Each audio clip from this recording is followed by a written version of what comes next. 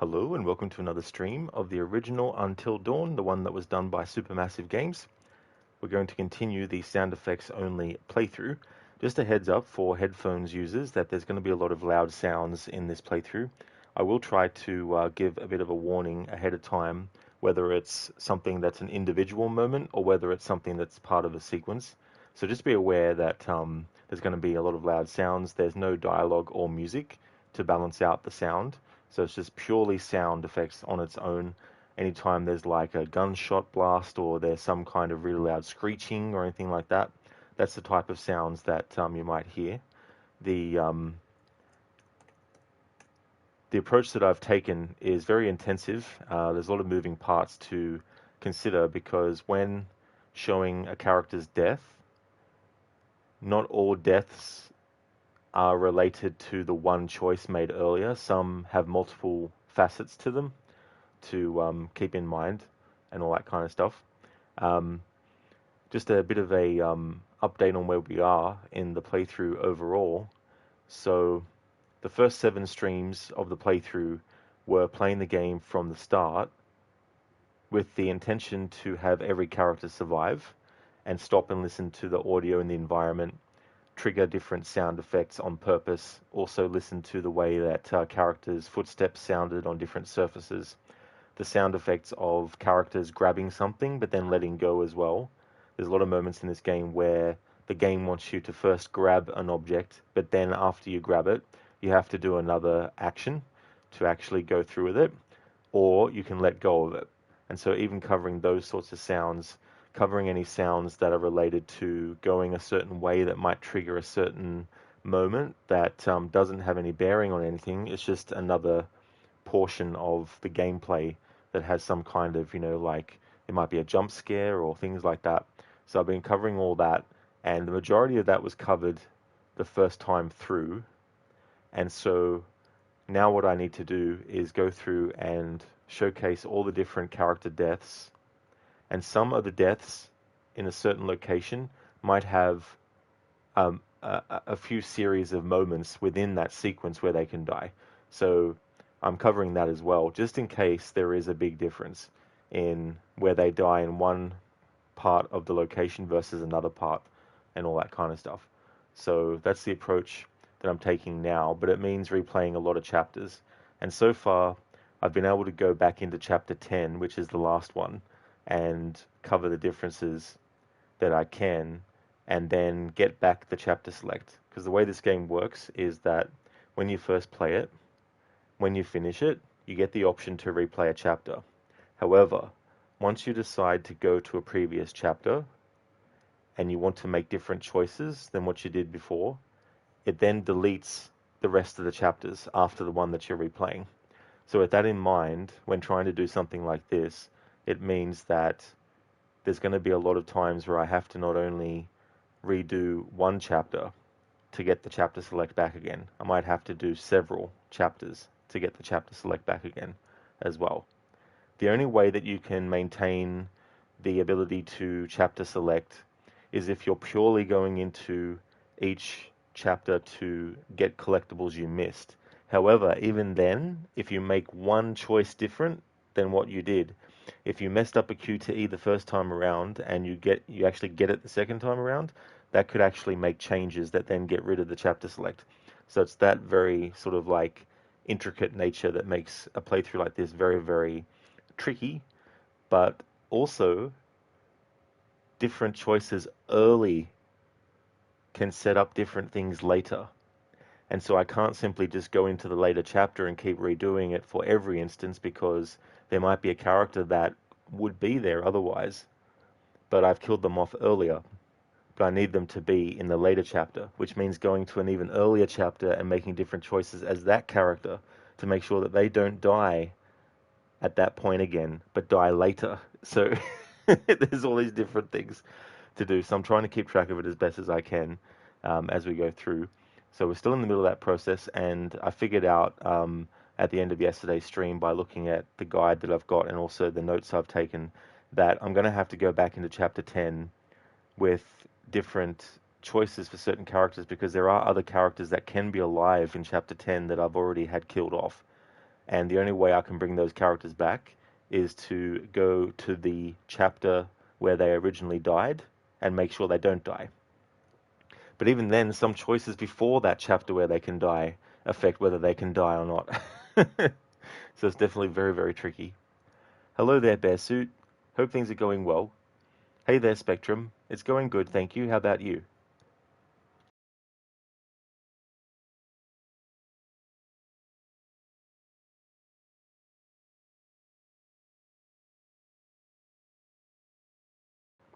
So if I go all the way back in my notes to chapter 10,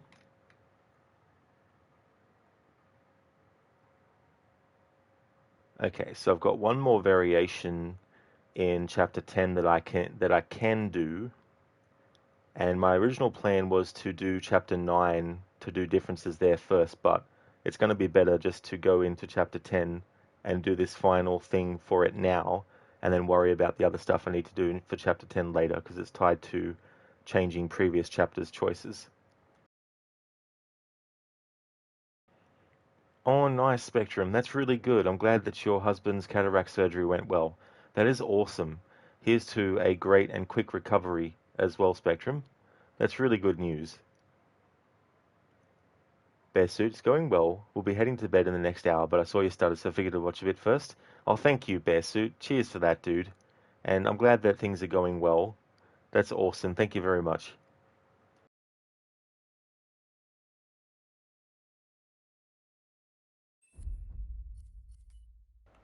So we go back into chapter 10. Cutscenes can't be skipped. Not even ones that are the intro stuff. So this will just recap who's died at this point. So these character deaths that you're seeing now, there are still some chapter 10 choices that I need to do, but some of those characters need to be alive. So I have to actually go back further in the chapter select. And for some of these things I need to do, I'll have to actually just start a new game and may as well just, go through fresh to set some stuff up.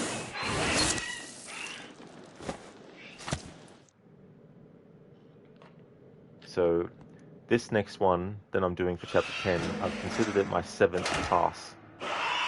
Then the 8th pass, I have to make sure that Matt is alive. But to do that, I have to go back to chapter 6 and replay it.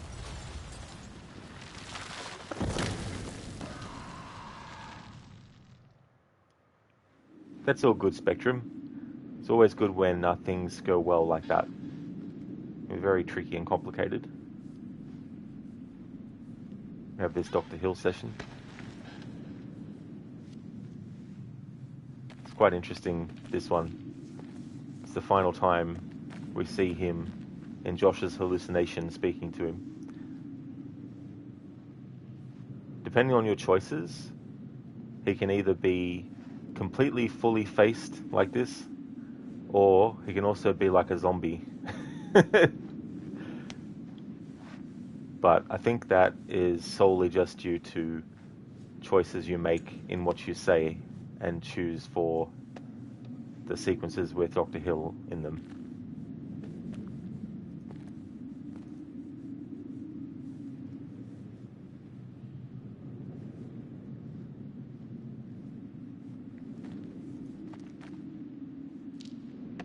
So this is going to be tricky because I've got to fail the first don't move, do the second, do the third, hide, do the fourth don't move, hide again, but then fail the fifth don't move.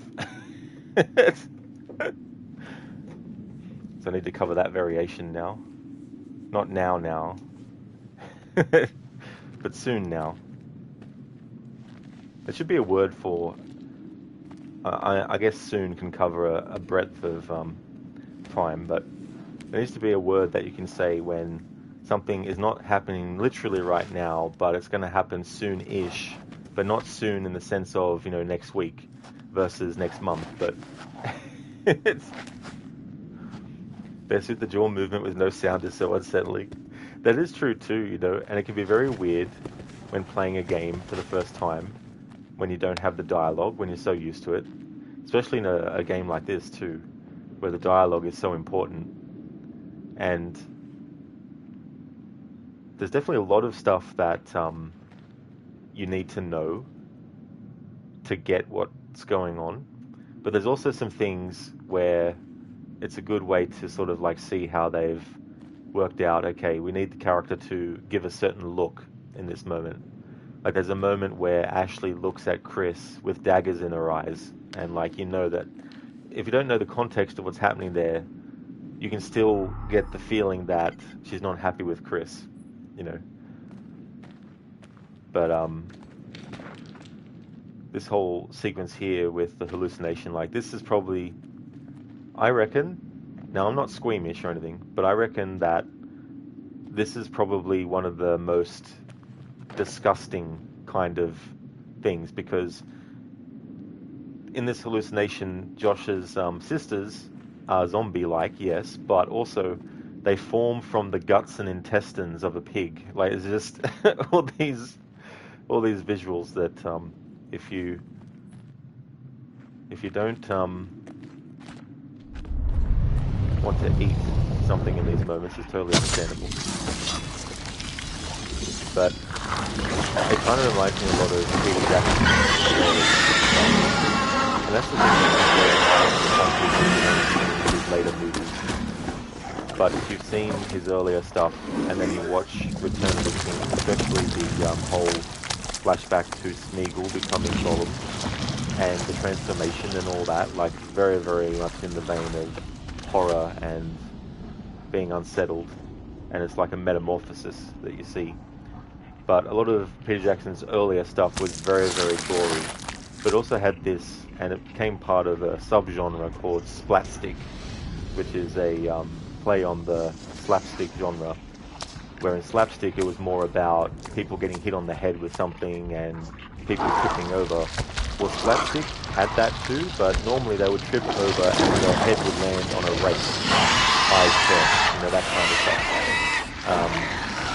So this whole sequence kind of refers to all of that stuff, like Bad Taste, and a movie that in some parts of the world is called Brain Dead, but in America especially it's called Dead Alive. And the reason is because there was already a movie in America with Bill Pullman that was called Brain Dead. And so when they were selling the movie to American markets, they had to make a name change for copyright reasons. But elsewhere in the world, they were able to call it Brain Dead. And that is kind of his epic splatstick movie. You know, if Bad Taste is kind of like a really small independent.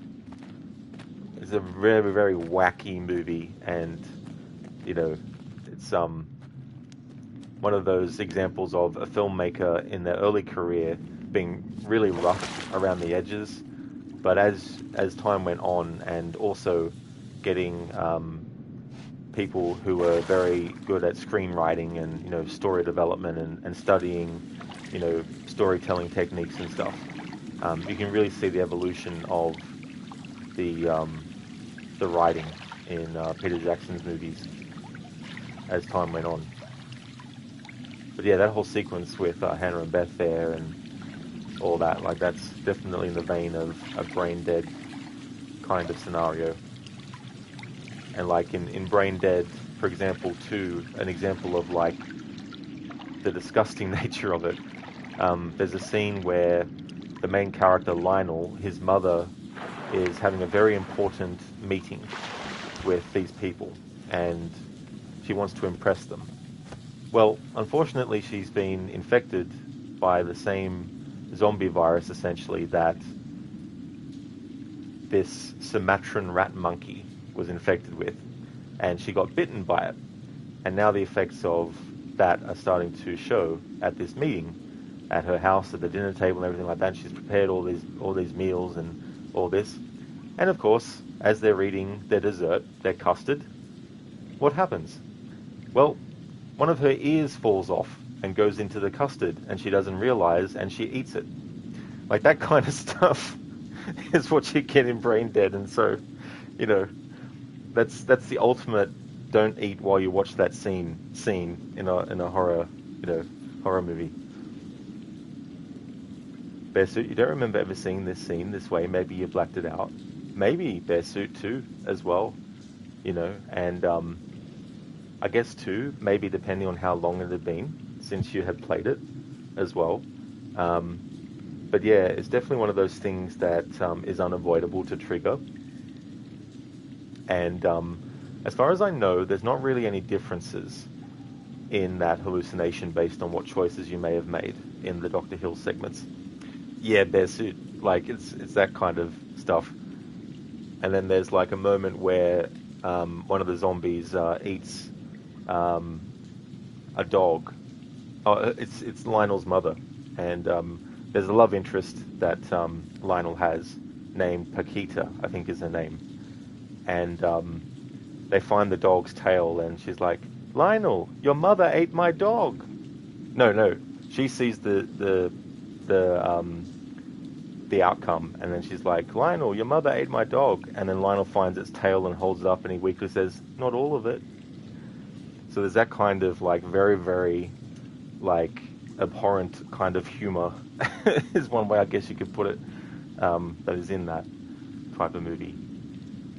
So this part here, when you have all the characters dead that you can possibly kill before this point, you'll see a lot of their remains in this part here.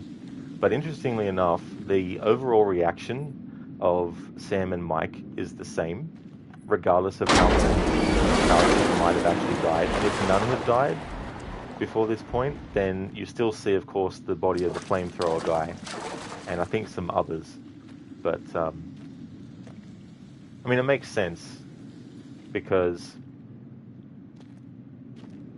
it's like you want to maximize the amount of use you have for resources and time when filming something, so it makes sense that they would want the overall final reaction in this sequence to be the same regardless of who's dead and whatnot. And it might seem a bit weird from the perspective of, surely if these characters saw their friends, they'd be exclaiming with their names and stuff like that, but I still think it works well, because the way there's a dilation of time that happens in horror movies, well, it happens in all movies actually, and video games too, where the pace at which we are shown stuff is not always the pace at which it's actually happening for the characters. So, for example, in a movie, you might have a character looking over in the distance, and then you might have an archer who is pulling the bowstring, and then you might see the reaction of the person in horror realizing that the bow is going to be firing an arrow at them, and then you cut to the bow and it's letting go of the arrow, and then you cut to the person getting hit by it. Now, they show you that in that sequence because they're building the tension of the person with the bow is about to shoot the person, and they're fully aware of it, but they're caught in the moment, and they're just frozen, in fear. Now, in the reality for those characters, that would have been an instant thing. You know what I mean? It would have all happened so quickly. I mean, obviously you can do other techniques. You can show the same camera. You can show multiple shots at the same time with a split screen. So you can do stylistic choices like that, of course. Bearsuit, gross, scary food scenes. No, thank you. Like the guy with the small hand in Scary Movie stirring the gravy with his head. Oh yeah, Bearsuit. Like that kind of stuff. I don't blame you. It's like, because then when you're just eating something, you might just think back to that. And you're like, no.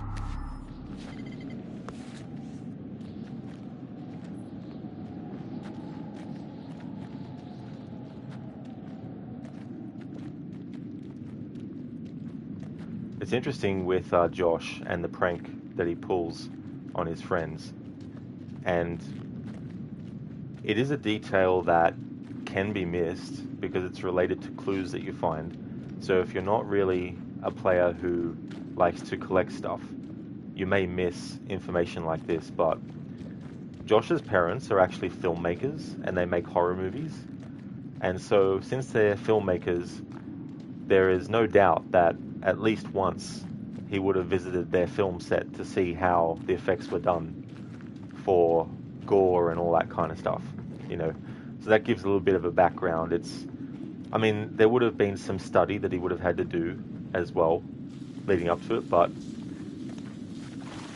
when people make movies, there's a lot of planning, there's a lot of scheduling, there's a lot of timing, there's a lot of working out of stuff. And so that aspect definitely goes into what Josh does. He has to set these things up, he has to test them, he has to make sure that he's doing things the way that he's envisioning them to make sure that a character goes where he wants them to go. You know, that kind of level of manipulation. But the irony of that is that he has no idea that there's a Wendigo haunting the mountain. Which just goes to show that sometimes tunnel vision can be detrimental. But yeah, with current filmmakers, that's where he was able to come up with the idea of pulling a film to that extent, instead of just doing something, you know, different.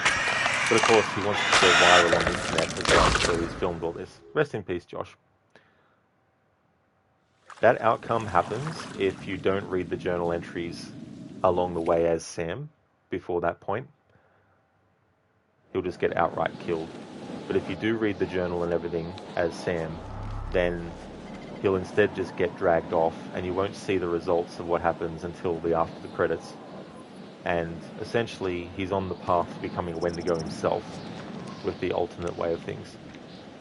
But the remake, I don't know how you do it or what leads to it or whatnot, but in the remake they added a way to actually literally save him completely. So he doesn't die or he doesn't get carried off by the Wendigo. But I think, and this is just a guess, but I wouldn't be surprised if that might be based on player feedback over the years, because there are some players who wanted to have Josh stay alive and be unharmed, you know. And that's a tricky thing too, because you have like a character that his friends did do something that was underhanded, that was wrong, and had massive repercussions, resulting in the deaths of 2 people. And it's understandable that Josh wants to get revenge.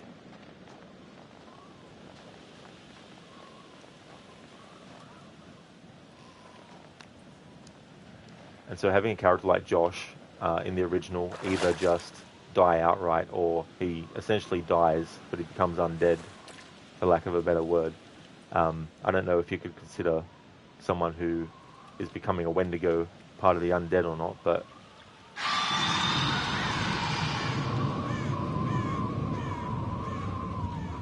I wouldn't be surprised if it was player feedback from players that wanted to save him completely.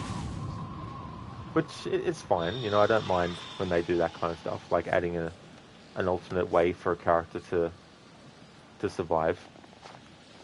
It's just when you start changing lore stuff, that's when my sort of like, that's when my alarms go off, where it's like, okay, so you're starting to change the fundamental stuff. And there's nothing wrong with having something new. And it's not the new thing in general, as in like, you can't add new things and you shouldn't add new things. But by the same token, you shouldn't just add new things for the sake of saying, see, we put something new in there. It's like if you were doing a project and you wanted your project to be about a certain topic and it was on point, but then someone was like, you know what, you don't talk about ice cream enough in your report about the history of this culture. You need to put more discussions about ice cream in it, because there's people who like ice cream, and the fact that you don't mention ice cream at all means that those people are a demographic you're not going to get. So we want to add this to your overall project, and, you know, you just have to sit with it. It's like, no. If it's a documentary about ice cream, then yes, not mentioning ice cream would be stupid. But if it's a documentary about the history of a culture of a people, then unless ice cream is a major part of that, it's not something that you would just add and say, well, at least we added something new to it. You still have to discern, okay, what is the thing that we already have? All right, so this is what we have to work with. Okay, how can we add something new that doesn't ruin things? For example, this camera angle that we saw of Sam and Mike entering the cabin, if they decided in the remake to make it a closer up shot of the two of them coming through the door, that kind of stuff's fine. There's nothing wrong with doing that. But when it comes to being like, hey, let's add this whole other addition to the lore that wasn't even, there in the original, and we just want to put it in there because we want it to just be different. It's like, that's not necessarily the way that it should go, or the direction that it should go. Speaking of the way that directions should go, let's have a look at what I need to do. Alright, so I need to set up my desk space so that I can put my controller on the table flat for these don't move sections where I can't fail, because I've already covered so much of most of the failing of QTEs. So I'm going to go mute now and do this next sequence. So there'll be a lot of loud noises coming up in this sequence.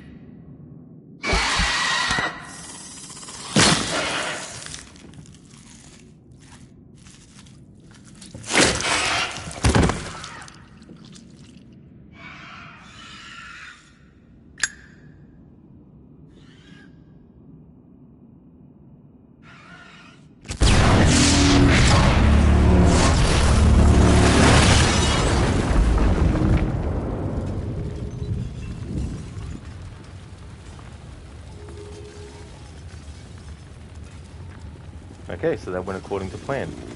The final don't move I had to fail on purpose. That's the last variation of that. However, I will need to go back into Chapter 10 at a later point when I've made changes to have it that Matt and Jess are still alive. But there's stuff that you have to do as them in Chapter 10 if they're still alive.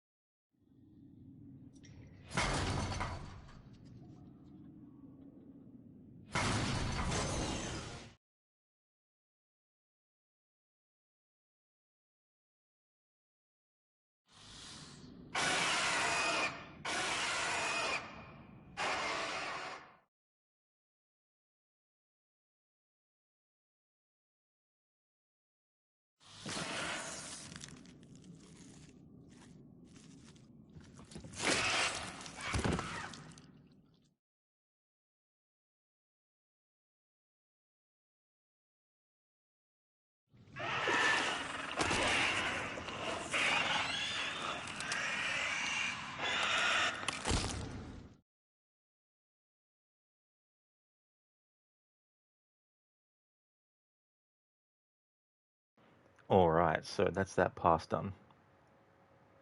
Now, the characters of Sam and Mike were the only ones that had survived based on choices I made before. So for Chapter 10, I now need to have Matt and Jess alive. And that means I have to go into Chapter 4 and 6 to make those changes. But let's have a look at Chapter 9.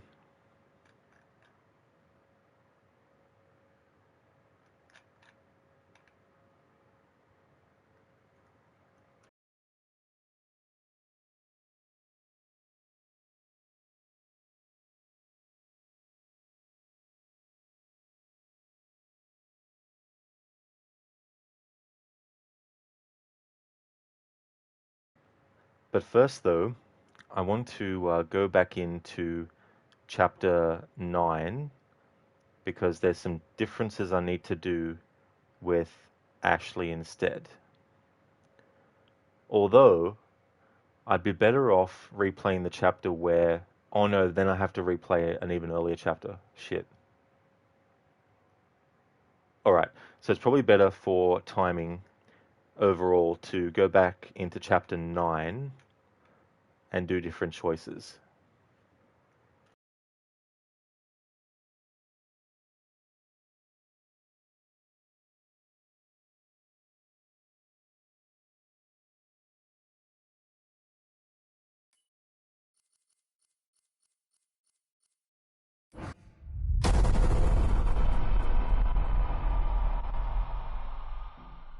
So because I'll be making changes in Chapter 9 this time around, Chapter 10 and the circumstances that were set up in that are now deleted.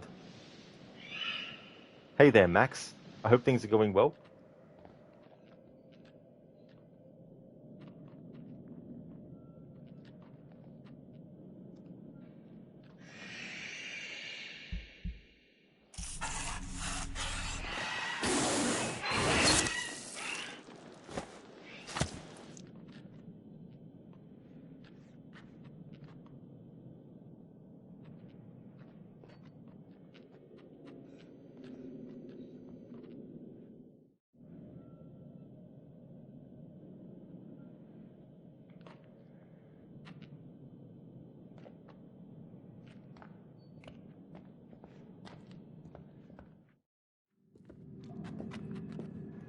Alright, so we're now going to replay Chapter 9.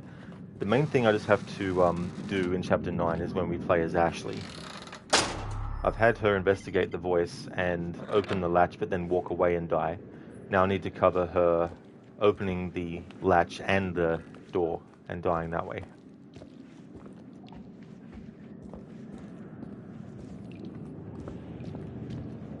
But to get chapter select back again, I'm going to have to replay chapter 10 as well.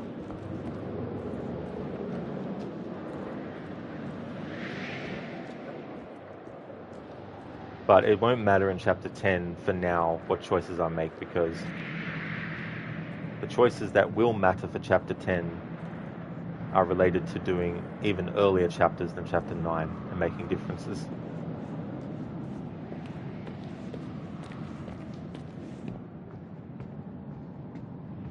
It's a convoluted workflow, but it's also a way for me to keep track of things in my own way that makes sense to me, that makes it easier for me to keep track of things.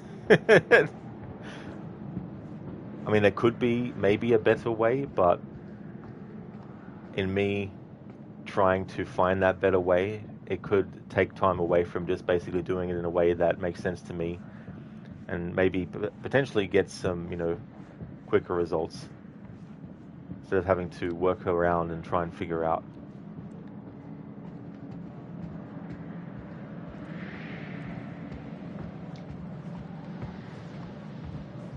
But the earlier the chapter I have to replay, the more chapters I have to redo again to get chapter select.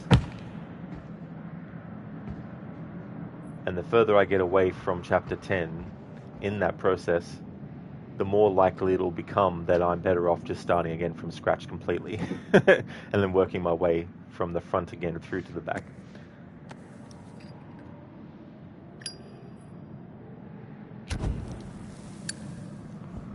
However, some of that can be done between streams when I get to that level where I'm having to redo large chunks of chapters.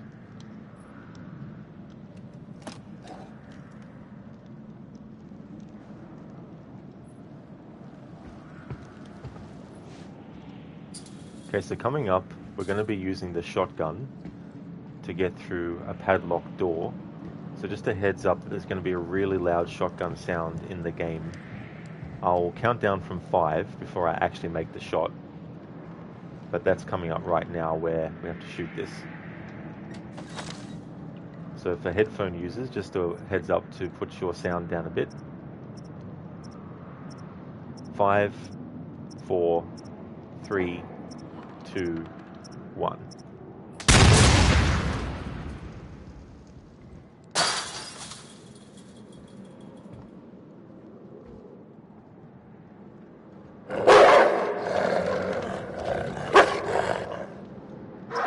Now, unfortunately, to get the sound effect for the playthrough, we needed to kick the wolf. Bearsuit, your ears are already turning sound up now. Hopefully you didn't turn it up when the shotgun blast happened. Yeah, Max, boom. That's his boomstick.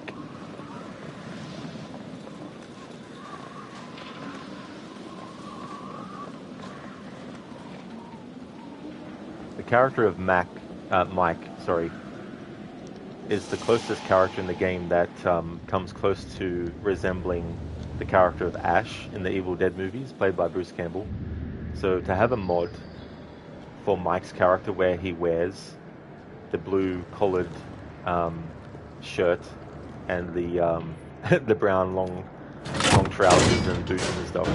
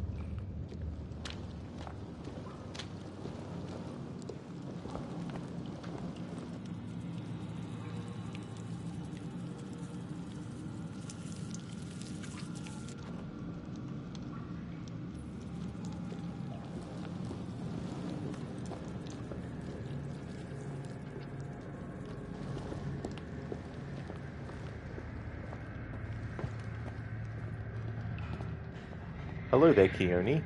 Hope things are going well.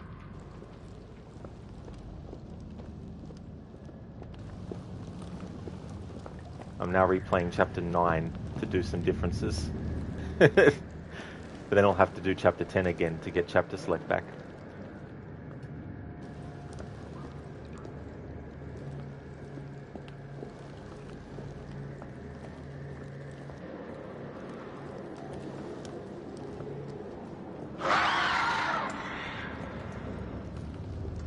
So coming up soon, there's going to be a sequence full of gunshots and explosions. Just a heads up for headphone users.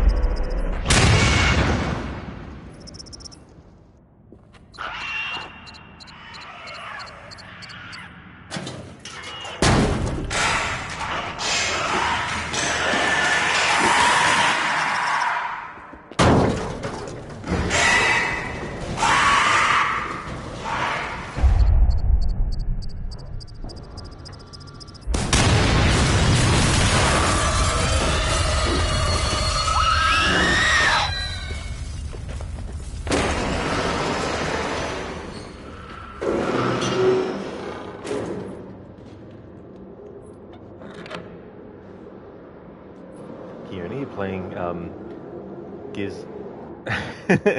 Oh, Gears of War 3 on very hard. Wish you luck. You're on the hardest fight of the game. Well, best wishes, Keone, with that part of the game. It's been a long time since I played that one. Same with the first two as well. But wish you all the best for that part. Hopefully it won't be as difficult as it might be otherwise. In that sequence with the gunshots and being grabbed by the Wendigo, I thought I would do some different choices there by always making sure to shoot, but only messing up QTEs where Mike would still be able to continue on. And that pressing of the button, the wrong button when the bottle was actually falling, I accidentally pressed the circle button because I mistakenly thought that that's the button prompt that appears, but it's actually the triangle. But that actually worked out well because with Mike still having the machete, based on an earlier choice I made, in that moment when it gives you the opportunity to fight back against the Wendigo that you messed the QTE up for, he used his machete to impale it to get it to run off. So if you don't have the machete in that part, there'll be a different outcome.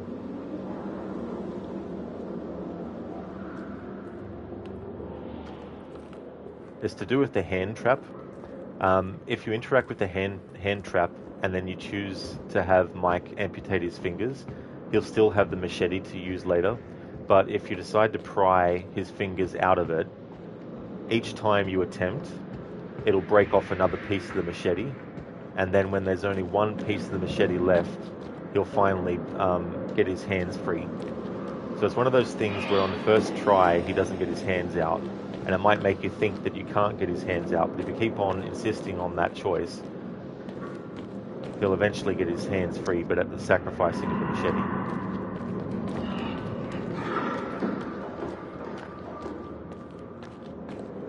Some more gunshots and explosions are going to happen soon.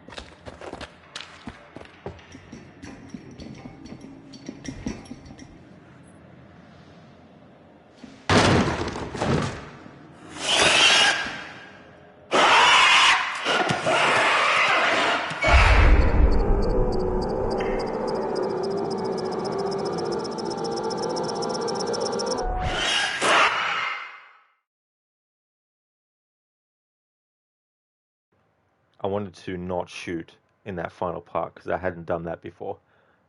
Wanted to get the different sounds that happen when you don't blow that area up.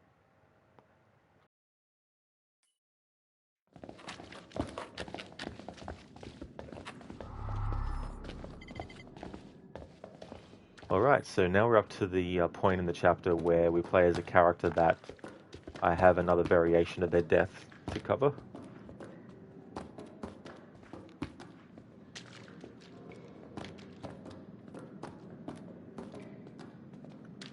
Womp. Womp. Womp. Womp.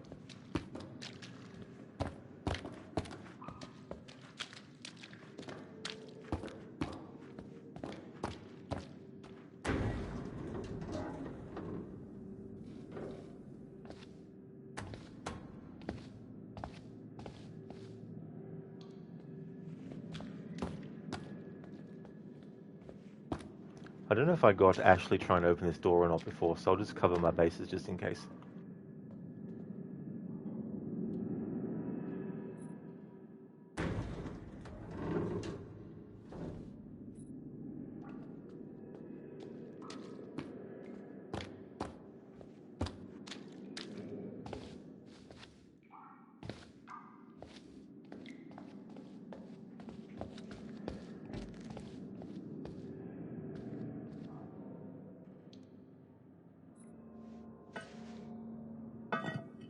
This makes me think of Resident Evil,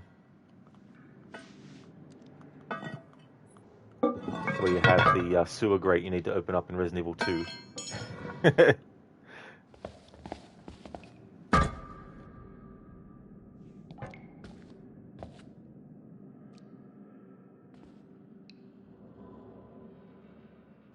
With that franchise celebrating its 30th anniversary, it means that I have the opportunity to not do individual games anniversaries within that series, but to do an overall celebration of the franchise. So that'll give me plenty of time to cover those games, because it's been a long time since I played the mainline entries back to back. Hell, I may even play Code Veronica, a game that I don't really like that much, but it's got some good things about it. But overall, I think it's probably not the best Resident Evil game out of the ones that still have like fixed camera angles, even though they're not entirely fixed every time. There's also a lot of camera tracking in that game too.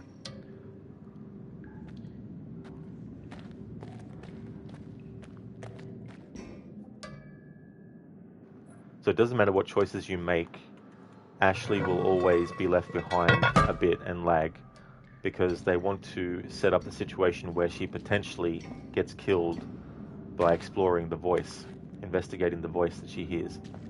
So just for some context, the Wendigo can mimic human voices, and in this tunnel, Ashley thinks she hears Jess speaking.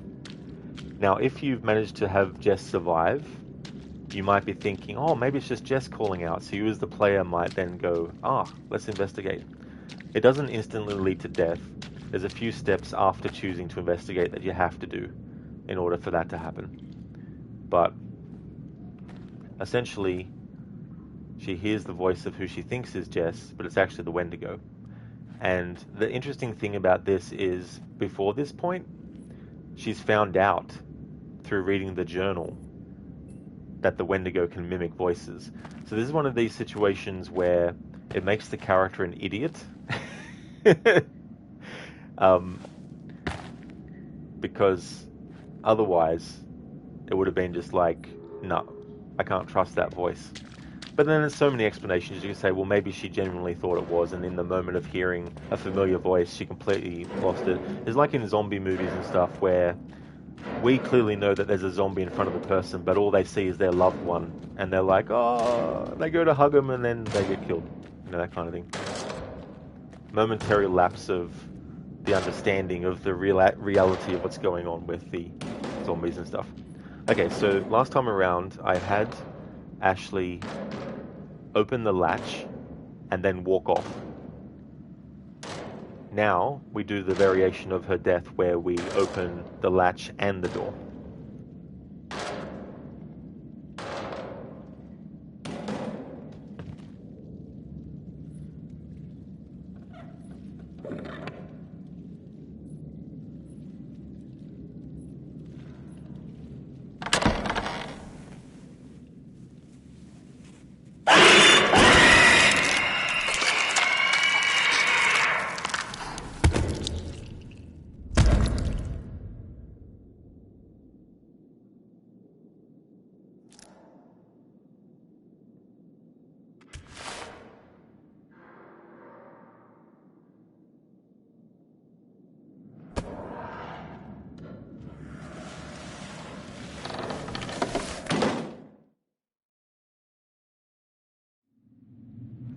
And there we go.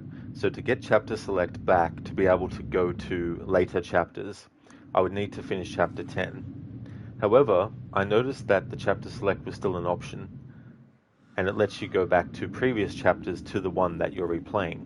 So within that, there might be a good workaround that I can exploit for what I need to do. Hey there, Arctic. Motherfucker, you jumped even though you knew what happens. I've had that happen in some moments in this game too as well. A character's been walking past a spot and then there's like a jump scare and I've forgotten. Because I'm concentrating on so much other stuff other than the,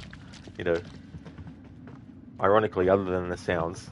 Because there's also choices you need to make that I need to be mindful of.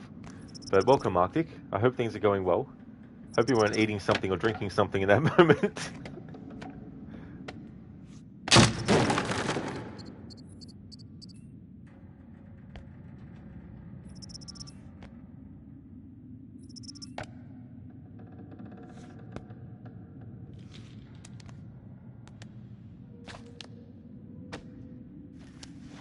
Arctic gets a mess here you need to clean.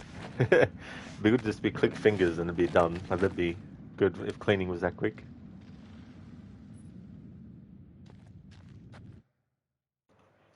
So having a look, because I'm working back from chapter 10 and going into earlier chapters that way, it means that I don't have to always replay the rest of the chapters after.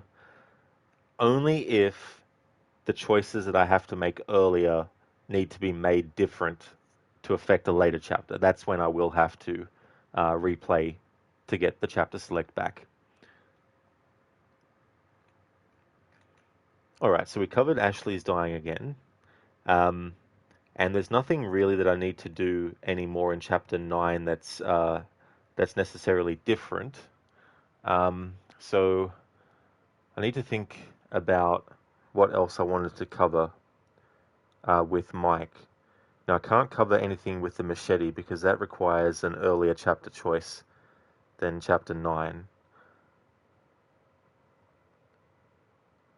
Yeah, so I need to do the version where he doesn't have the machete. And to do that, I need to do the choice with the hand trap for him to pry his hand out of there. And in the process, he loses the machete because it breaks each time he does an attempt. And then on the final attempt, there's nothing left of it that's usable, that is. I mean, it might be a good paint scraper or something. Arctic, you're doing good, thanks. How about you, Rod Lee, Sam Lee?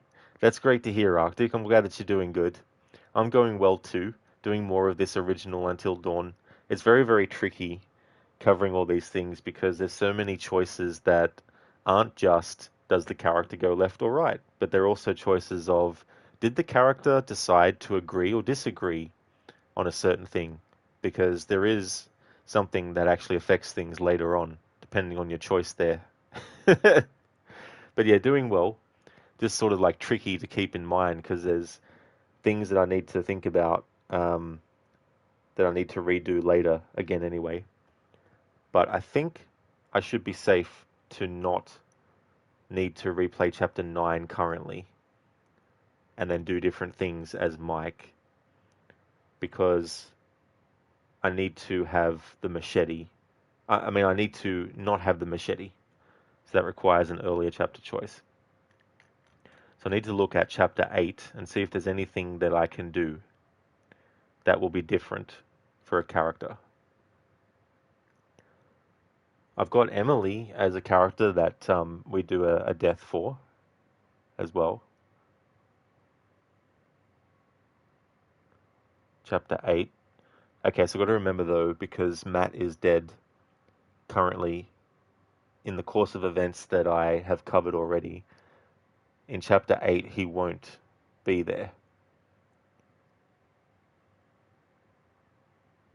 But this does open up the opportunity to show what happens when Emily gets bitten and ends up in the cabin again. Yeah, I think that's probably the best thing to do is to cover that. So I'll just make a note for myself so I have it in front of me properly.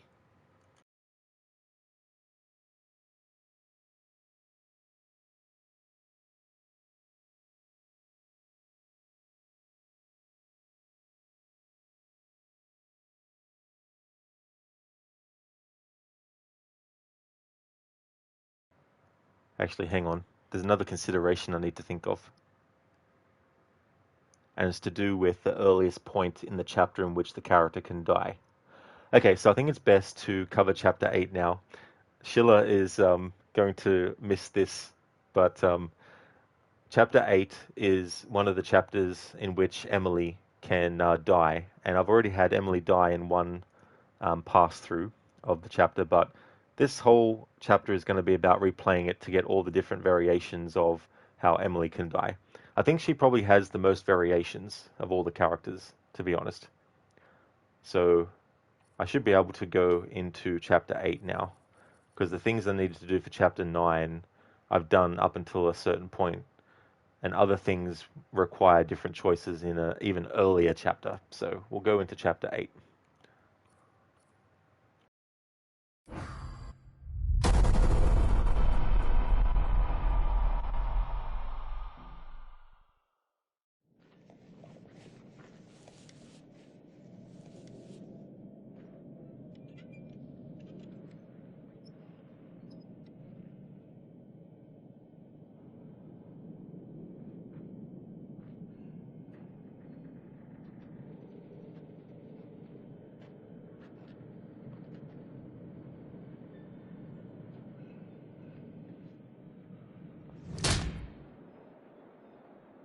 That sound of the gun whacking Josh in the head has a very meaty sound to it.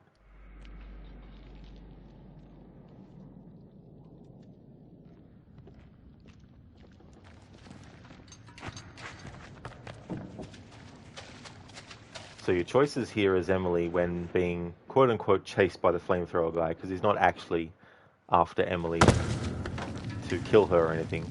He's actually trying to help.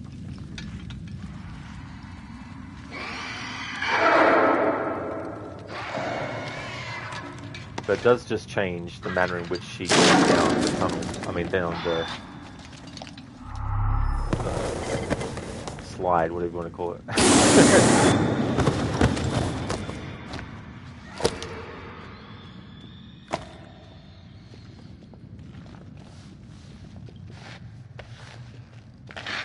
So the death that I covered with Emily last time was related to being chased by the Wendigo. And the earliest point in that chase where she can die is when she gets to the elevator. If you don't pull the lever in time, the Wendigo will get her. So I've already covered that.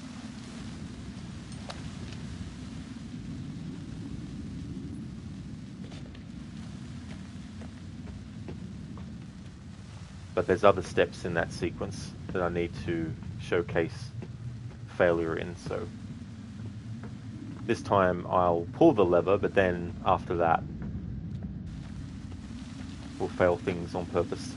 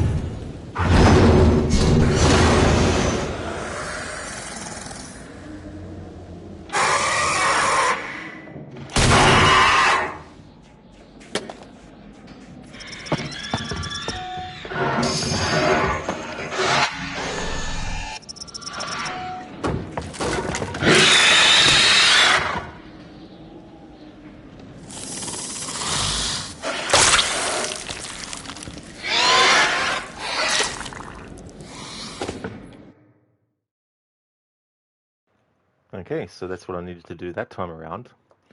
I just need to make some notes.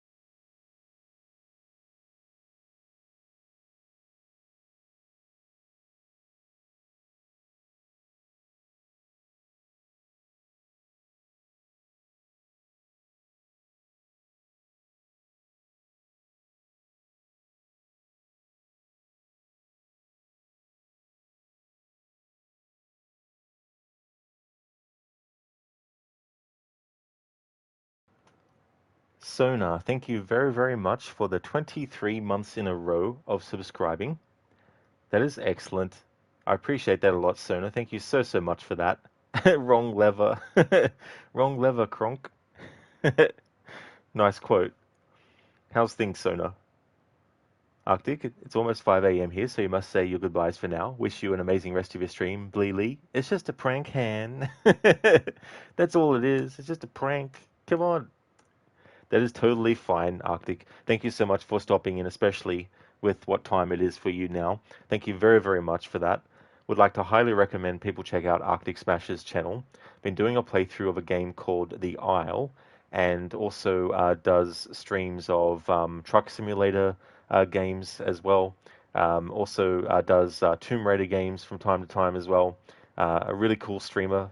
Also a very funny streamer too. Has a lot of humor, and so very entertaining.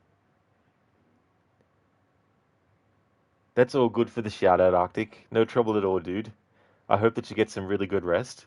And thank you very much. I definitely will have an amazing rest of my stream for sure. Oh, shucks. It's all good, Arctic. There's absolutely no worries at all.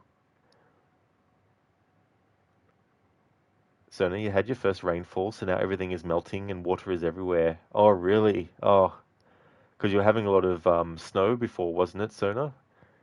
So now you've got the melting and the water everywhere. Hopefully it's not going to be causing any issues or anything.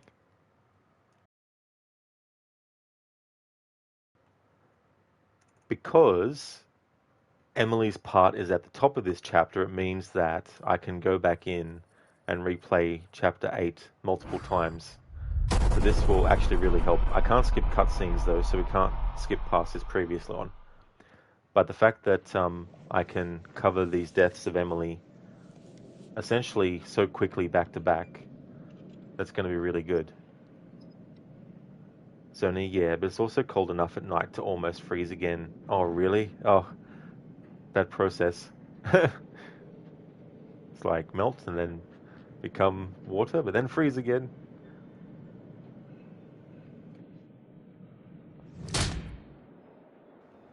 So the actual way that Emily dies that I've shown so far, the actual thing that gets done to her has been the same, with her eyes being gouged out.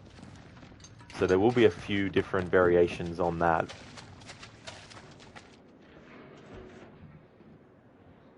But then there is also getting crushed in a grinder, which we'll cover soon as well.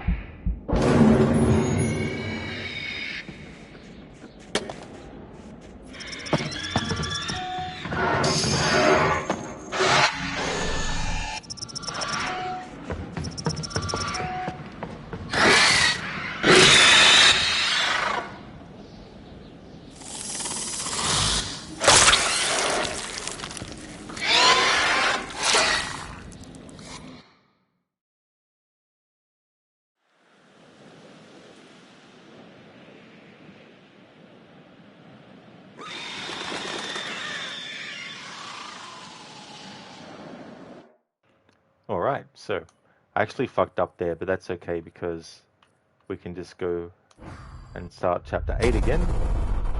I was supposed to press the Q to E this time for the triangle, but then fail the next thing. Hey there, Zomb. It's going well, thank you. Covering the many deaths of Emily in this playthrough at the moment. I'm covering all the characters' deaths, but it's pretty tricky because sometimes a character's presence at all requires a choice made in like one of the very early chapters.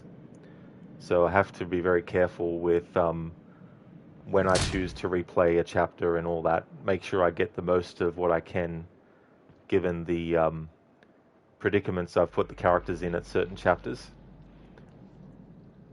Well, the more character deaths, the better, right? Well, it depends, to be honest. Depends on the individual characters. Like, Emily is probably the character that I think most players would not be too upset about dying based on how she acts beforehand.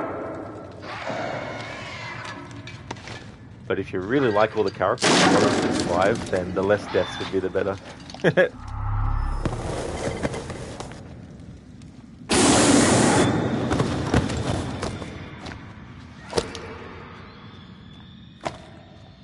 But yeah, I'm essentially having to work backwards with my chapter replays.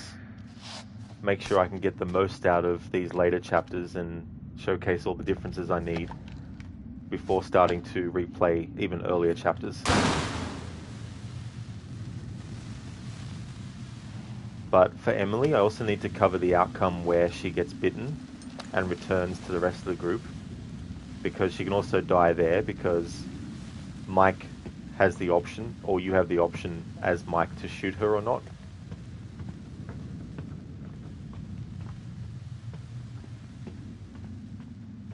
So I'll be covering that too as well. So because I can get all of those in chapter 8 and just keep on replaying it, I don't have to then do any other chapters later again.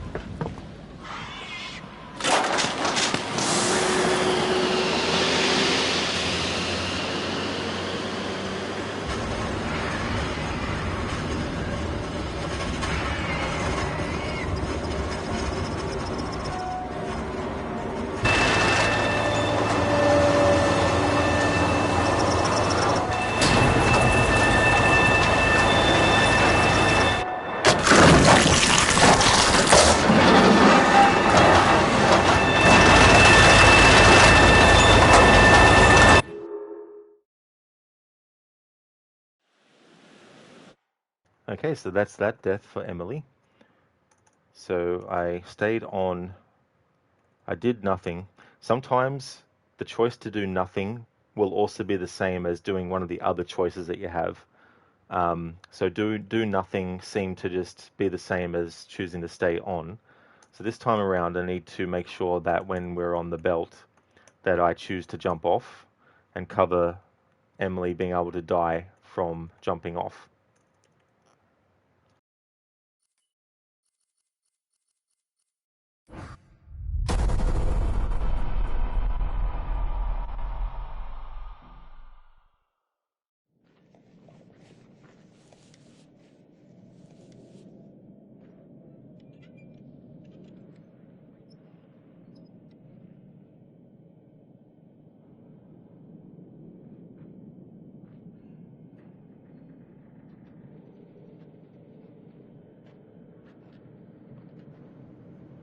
There will be another playthrough that I do of this game before the year is out. In fact, there'll be two of them actually. But they won't be 10th anniversary celebrations. But I like to do these games annually anyway, so there'll be an annual playthrough and also an October playthrough as well. It's going to be a big month for Supermassive next month because Directive 8020, their next Dark Pictures game, comes out, which I've been very much looking forward to ever since 2022 when it was first announced.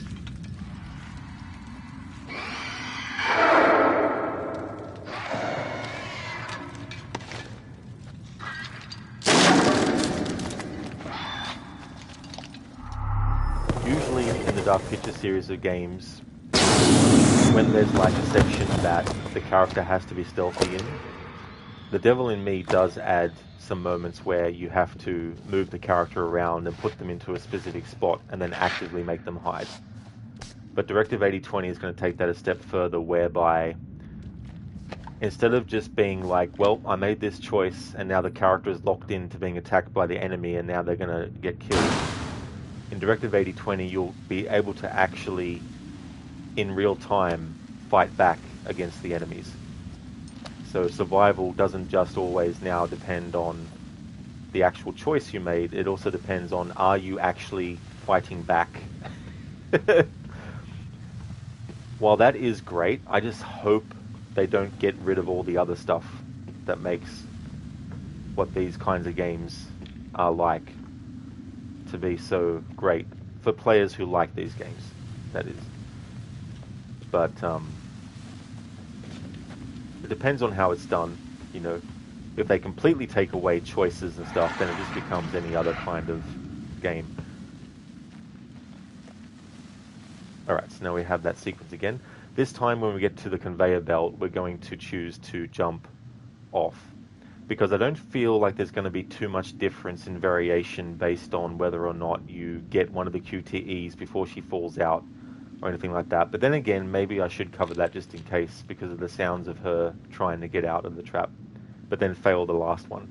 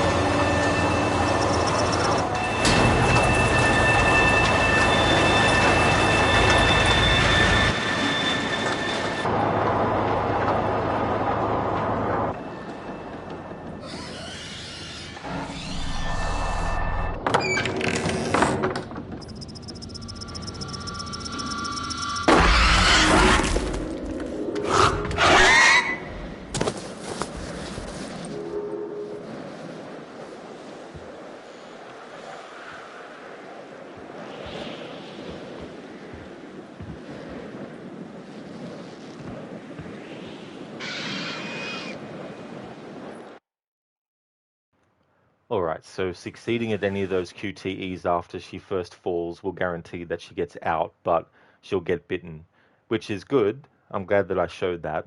Now that I know that I don't need to worry about getting any of those QTEs, this time around when I replay, we're going to have Emily just jump off so I can get the sounds and all that for that happening. And just in case there's also any other point after that where we can have her die too. But yeah, she just gets bitten in that moment, which does open up the option later on for Mike to either shoot her or not, because they think that if you get bitten by the Wendigo, you turn into one, which isn't actually true. Zomb, in Expedition 33, the hardest boss of the base game is a Souls-like boss named Simon, whose moves you haven't learned well enough to guarantee your party members will stay alive, but you had the brilliant idea of doing a counterattack as the only way to damage run. You of course failed multiple times, and at one point you stopped to ask yourself if you were ready to stop being so dense. You took a little break to think on it and declared YOLO as you got back to attempting and failing at it yet again. Oh damn. I mean, sometimes that strategy can actually work in games, where you try to be as careful and meticulous and you try to execute things the way that you need to, and you just keep on not succeeding, and then you're just like, fuck it, and then sometimes you just run in there and just do it. But that's a shame that it didn't work for you in that game this time around.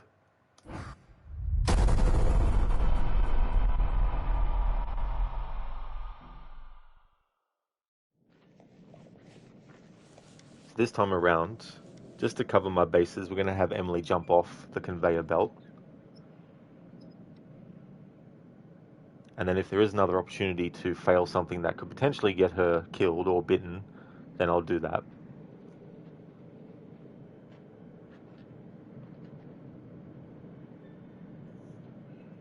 There's also other considerations too with the flare gun as well, but I'll worry about that when I get to the point where I have to worry about that.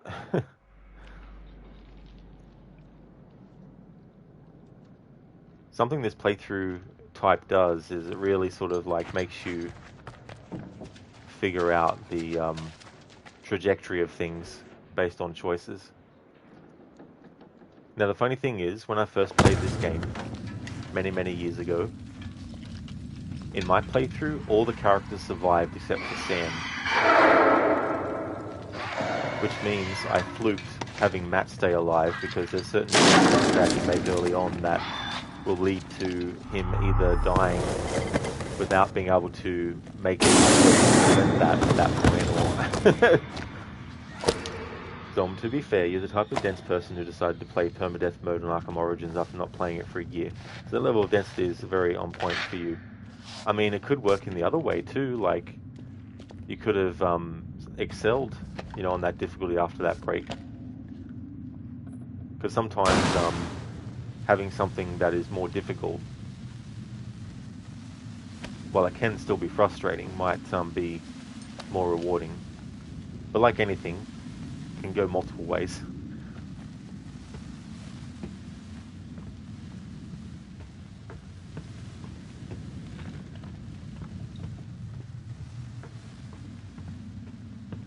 There's some games too where I will willingly sacrifice time it takes to conserve something like ammunition for a better weapon until I really do need it.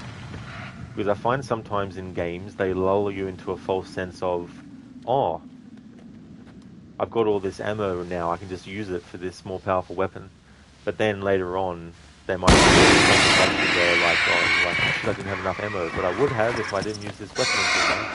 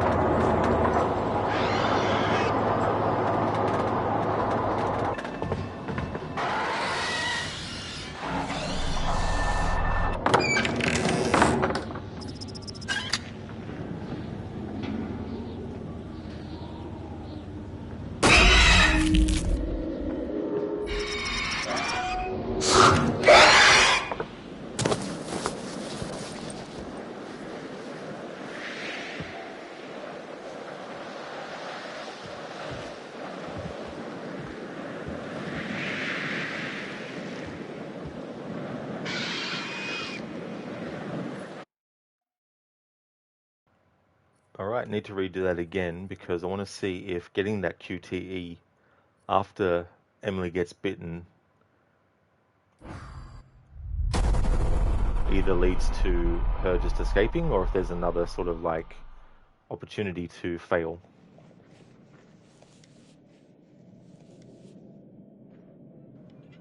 If I have a look at my log of choices, I think I had Matt. Did I have him disagree or agree to go to the radio tower with Emily? It doesn't matter because Matt had died before that point even comes up in what I've already done. So that's something I need to do at a later point. But in that moment, I'm pretty sure where she got bitten, if you have the flare gun still, and you didn't give it to Matt. But even then, there's other things that determine differences in that moment too. Essentially, if you want Emily to not have the flare gun to use in defense against the Wendigo, then make sure that you make the choice where when Matt gets given it, he doesn't shoot it straight away. And that choice is based on whether you chose to have Matt earlier agree or disagree to go to the radio tower. So I think if you have the option chosen of, and I've made notes, so I just better make sure I get it right. Yeah, so if Matt agrees, then later Matt will shoot the flare when Emily gives it to him. If Matt disagrees, then later Matt won't shoot the flare when Emily gives it to him. So that's the determining factor of whether or not Matt will have the flare gun, and if he does, whether or not he'll actually fire it straight away. Because if he fires it straight away, then when he gets attacked by the Wendigo, there won't be the option to use it. However, if he does have the flare gun and hasn't shot it yet, the prompt to shoot will appear, but you can still fail, of course, if you don't get the prompt. But if you do get the prompt, he'll shoot the flare and save himself, up until that point. But I do need to cover that too at a later point too, as well. Okay, so this time around, we have Emily jump off the conveyor belt, and I actually have her succeed at the QTE after she gets bitten, and then see what's what after that.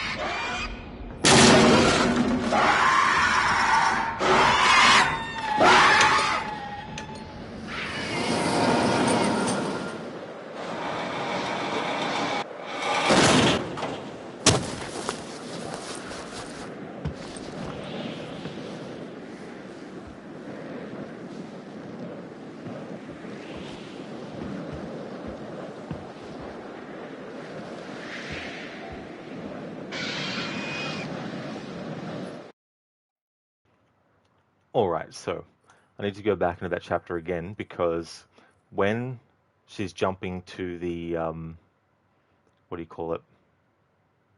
Fucking hell. Can't remember the technical name for it. Flying fox. That's one name for it. I need to have her miss the flying fox or not press the button at that point to show what happens. Not for the reason of showing, but for the reason of covering the sound in it. Zom, have I ever played the other Dark Souls games? Not yet, no. Yeah, I haven't played any of the games that are called Dark Souls or have Dark Souls in the title as yet. But I found out that Star Wars Jedi Fallen Order is supposed to be a Souls-like game. So it turns out that I have played a Souls-like game before Demon's Souls. Because apparently Star Wars Jedi Fallen Order is a Souls-like game. And I've played that one.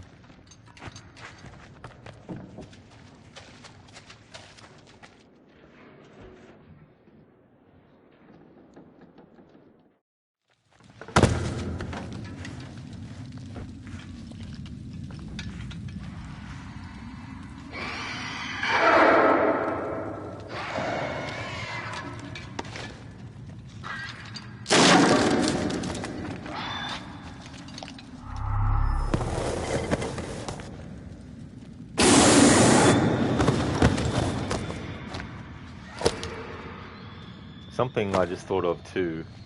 When I was a child, I would also read, choose your own adventure books and stuff.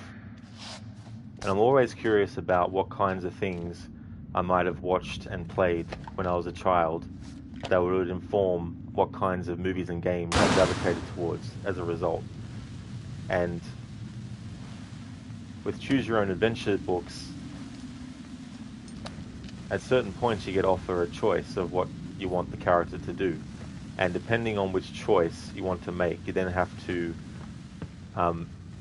go to the page in which the outcome happens.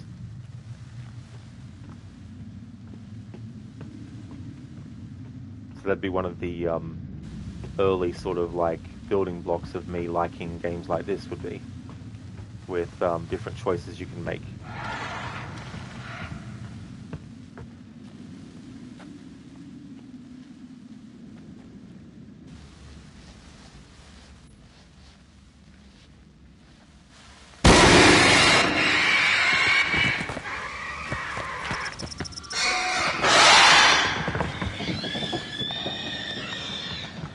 I had a few Super Mario Choose Your Own Adventure books actually. I think there was 5 of them, but I might have only had 4 of them.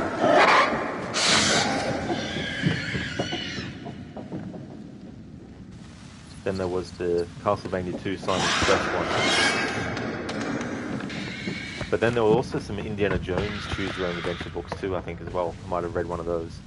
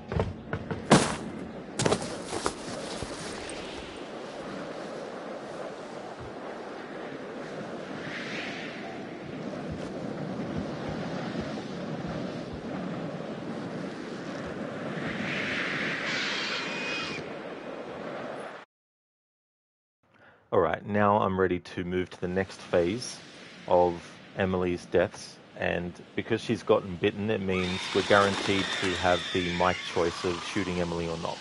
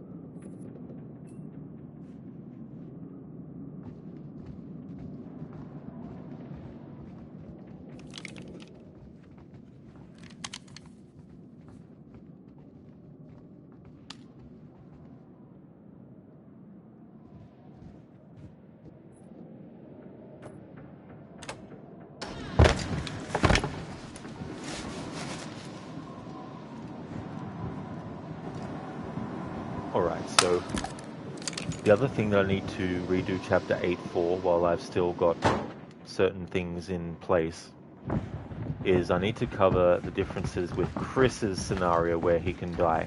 I've already locked in the fact that he's going to have Ashley put close the door on him when he comes back, and I've already covered one of the moments in that sequence where he can die before that point. So I'll have to do the same for his character that I was doing for Emily. But because it happens later in the chapter compared to Emily's stuff that I've already covered, it means that we're going to have to do a lot more of Chapter 8 on each replay, but that's what we need to do.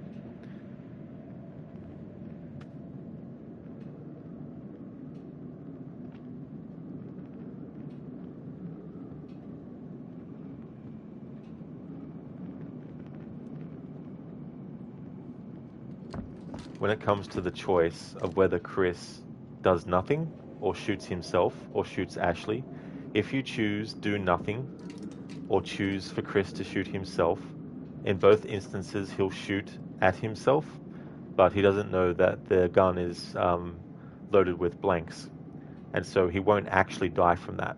However, those decisions will mean that in Chapter 8, Ashley will not hold a grudge against Chris because she recognized that he was willing to sacrifice himself to allow her to live. So in her mind, that's a positive. And if you do the right choices in the upcoming chase sequences, Chris, and you've made that decision to have him shoot himself or do nothing, then Ashley will open the door for him. In fact, before that chase even starts, before he goes outside with the flamethrower guy, she'll actually give him a kiss. And that's when you know for sure that she's not going to close the door on him. He can still die in that chase sequence, of course, before even getting back to where Ashley is. However, if in that earlier choice you shoot Ashley, even though the gun is filled with blanks, it means that Ashley will be like, well, fuck this guy. He's willing to kill me. And so, if you've made that decision, if you make the right choices in the chase sequence, and you don't fail any of the QTEs, then when he gets to the door, she'll close it on him. But before that chase even happens, if you've chosen to shoot Ashley earlier, she won't kiss Chris, and she'll have a very sort of like, very serious look on her face as he leaves. They'll look at each other, and she won't give any indication of any kind of like, feeling for him or anything. And that's when you know that you'll be locked into him getting killed, even if you succeed in the chase sequence. So that kind of thing can be tricky to navigate because you don't know at the time, especially on a first playthrough. You might think that it has no bearing on anything, but it does. But not everything in this game will immediately have a consequence. So because I've locked in that Ashley will close the door on him even if he does survive this next sequence, if you have a look at how him and Ashley interact before, she looks really cold at him. And then as she continues to close the door, the speed at which she closes it and her expression here is just like, yep. It's not good. So if you want Chris to survive, then one of the choices you need to make sure you do is either choose nothing or choose to shoot Chris when that option presents itself. So for this sequence, I've already shown what happens when Chris fails at the earliest point that leads to him dying. Now I need to cover the other variables of it.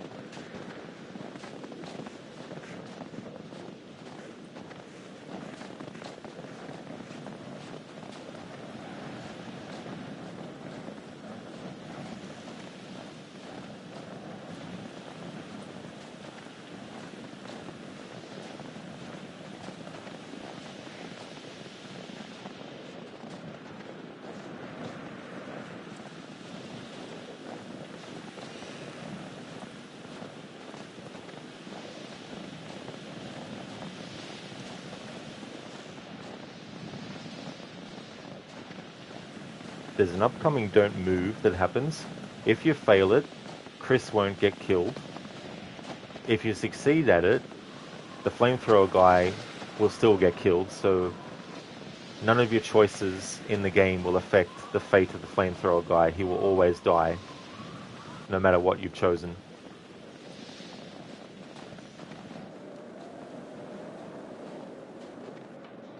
Just a loud sound warning for headphone users that there's going to be a lot of gunshot sounds, or potentially, in this upcoming sequence.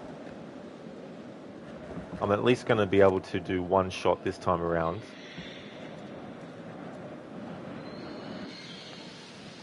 Then there'll also be the flamethrower blast as well. That'll be a very loud sound coming up soon too.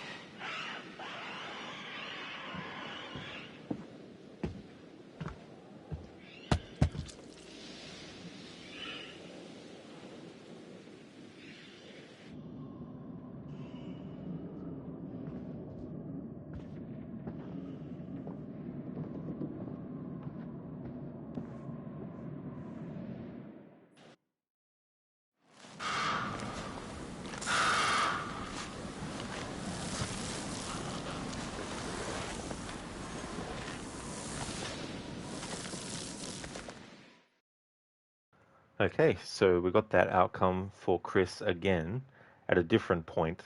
This time it was when he had hit his head on the log and was lying down, and then the Wendigo came at him, and I had to not shoot. Now we need to replay chapter 8 again. However, because Chris's deaths happen later in the chapter, it means that we won't be able to get to it as quickly as I was able to for Emily's earlier chapter deaths in this.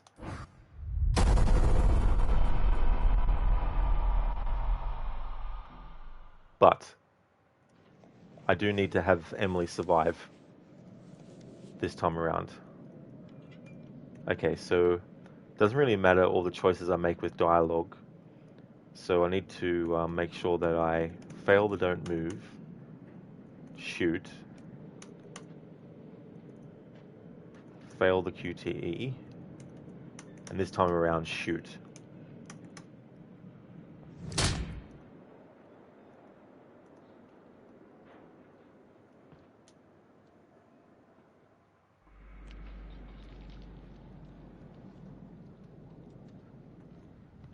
It is interesting Ashley's reaction there to seeing Chris dead by the hand of the Wendigo without her closing the door on him. I can't remember if she reacts that way after seeing his dead body, if she closes the door on him.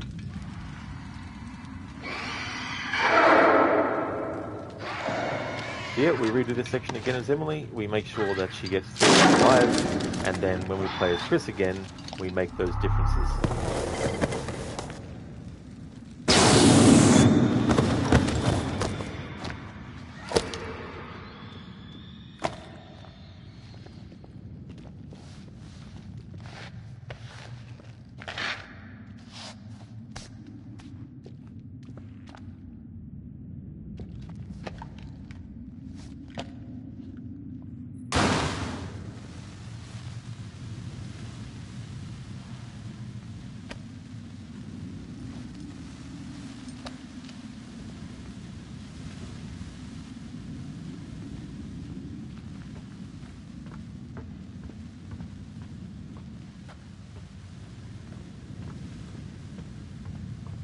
As you can see, there's a lot to consider when you're showing different things in this game, like how many choices need to be made early on to ensure certain choices are even available later on, which could potentially either kill or have your character survive, you know. And there's definitely an understandable feeling of unfairness. I think, well, that's unfair. A choice of dialogue that happens in chapter 2 can affect what happens in like chapter 6 or 7. Like, that's unfair, isn't it? And it is.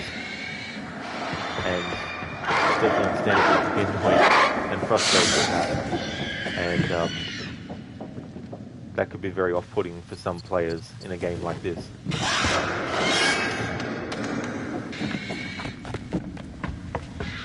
But the reason I like it in games like this is because I like the idea that it's following the butterfly effect in how, you know, a small decision can have a big impact later on down the line. So in that way, the game is just trying to add a semblance of reality.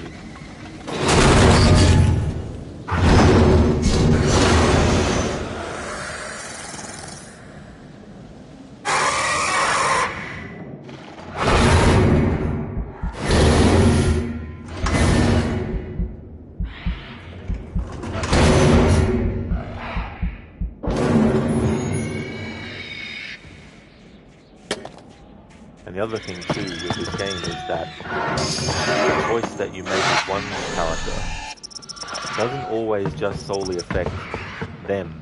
It can have repercussions for another character in a latent predicament that they find themselves in. Classic example is chapter 1. I always say chapter 2 because I always think the prologue and chapter 1 as in chapter 1. When I go to talk about it, I often accidentally call it chapter 2, where the choice to shoot the squirrel is, but it's actually in chapter 1. you can choose to shoot the squirrel. Even though it's Chris choosing to shoot the squirrel, Sam is the one who actually gets affected by that choice. She'll get attacked by the bird, which gives her an injury on her forehead. And then later on, when she's being chased by the psycho, even if you get her to the final section of the chase, she'll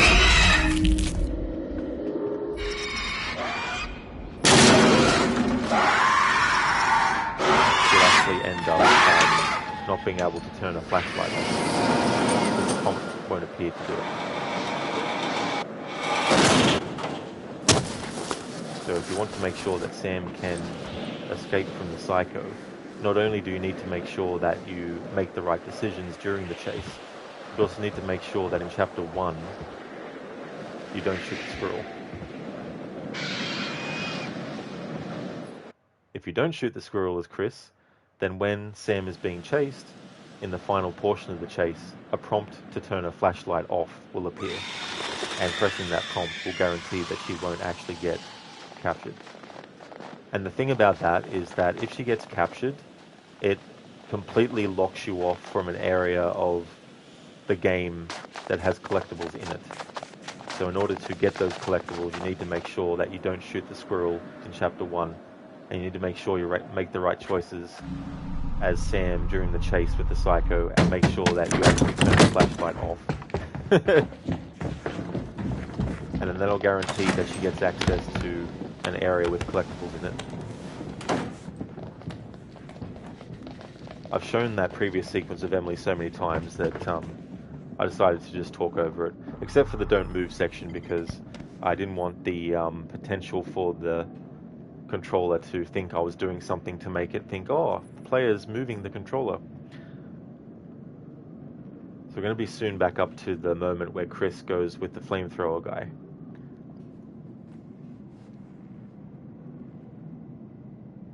So this time around, I need to make the same choices as before, except when he hits his head on the log, I need to shoot this time.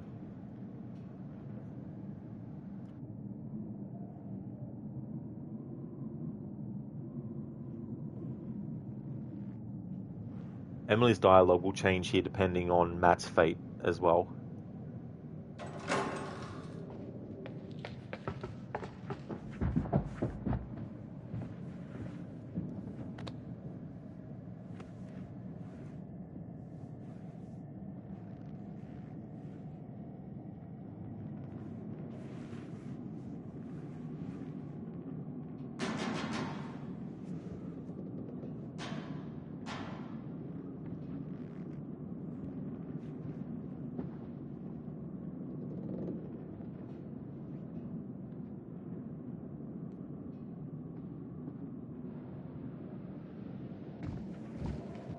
Depending on your choice earlier when Mike and Chris were dealing with Josh, it does change some things in the exchange between Chris and Mike here. But I think it also gives you an opportunity to press a QTE when the stranger first is about to knock the door open. But it doesn't matter if you fail that, because it won't do anything drastic.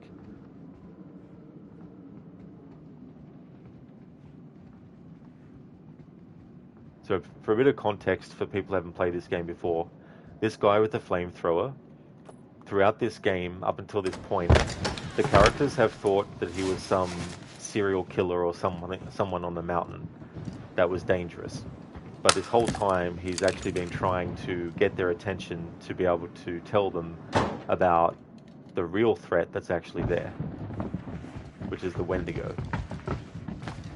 And so in this scene, he lays it all out about the Wendigo.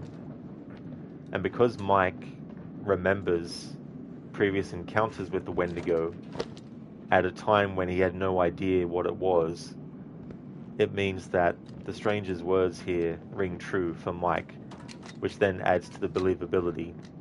Because otherwise, it'd be like, well, how do they know he's telling the truth? For all they know, he might be making this story up. But that's not the case.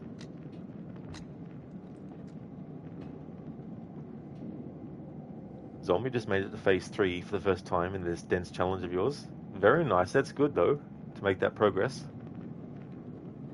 Especially too, if it's been taking a lot of attempts and stuff.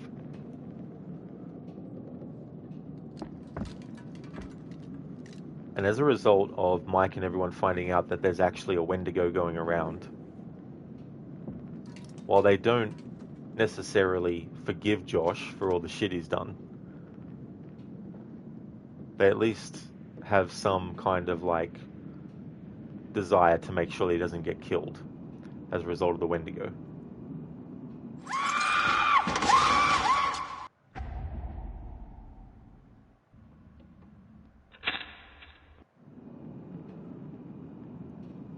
This game in that moment does things where movies do. You know how where a movie will have like a character have a flashback to something? But the flashback is just footage we've already seen repurposed. It's like, how did the character have memory of what things looked like through a surveillance camera? So you have a similar moment there where like Mike makes no indication in that moment that he's noticing that there's something behind him when he uses that lighter, but they show it from the perspective of what we saw. And sometimes they'll just be used as shorthand, you know what I mean? Like, it's like when you're explaining something to someone, like if you're a big fan of something and you're telling someone who has no idea about it information, you don't need to go into detail about all the factions, the origin of the factions, why they're fighting each other, all that kind of stuff. You don't need to go into detail about, you know, who the people are, what their backstory is, what the technical details are of something. You know, there's shorthand you can use to just say, you know, well, this is a story about someone who gets magical powers and they go and fight the main villain with them. You know, it's generic, but, you know, it's to the point. Instead of giving them like a 5-page recap of everything that led to that point. You know, I mean, that can be multiple different things. That can be Harry Potter or it can be Star Wars. But if you're talking to someone about Star Wars who has no idea about anything of it, you don't need to go into that detail of, well, you see, there's this thing called the Force and everyone can potentially tap into it, but only certain people can tap into it. And there was this big thing long ago and blah, blah, blah, blah, blah, and 10 minutes later. You don't always need to go into that great detail. So they do that in games and movies sometimes where the character or whatnot doesn't go into full details because the important thing is more the key points. Hey there, Oliver. Good morning. The old man is here, folks.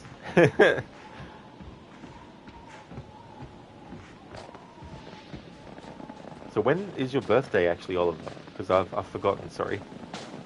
Good morning to you. I hope things are going well. Just another heads up for headphone users that we're going to have another sequence of screeches and gunshots. So there's some different choices I'm going to have to make in this sequence to cover a different point at which Chris can die in the whole chase sequence.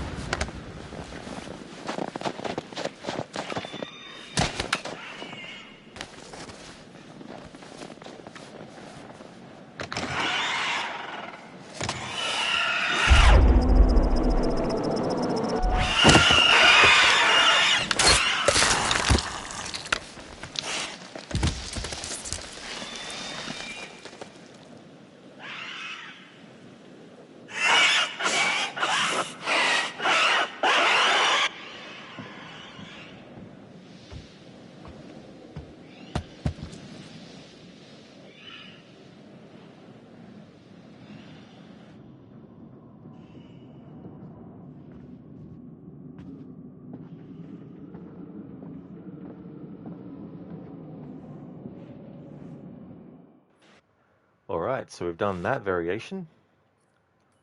Now to replay chapter 8 again.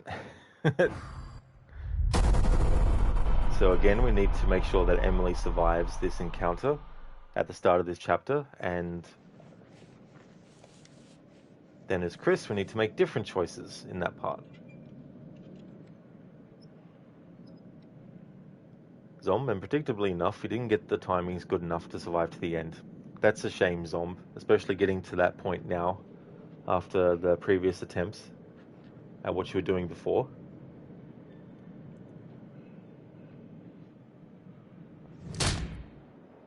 Ouch.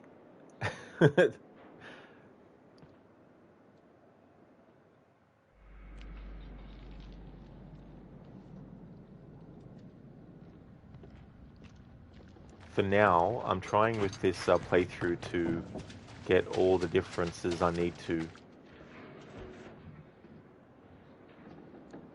until I've got them all, and then finish the playthrough. Or decide to take another break from the game to do other games and then come back to this again. But if I do it that way, it might add some confusion because I will be doing a playthrough in May of this game as well. That's separate from this Phase 3 playthrough I'm doing. So I don't want to necessarily confuse people where they're like, hang on, weren't you doing a playthrough of this game where you didn't have the dialogue on? How come the dialogue's on now?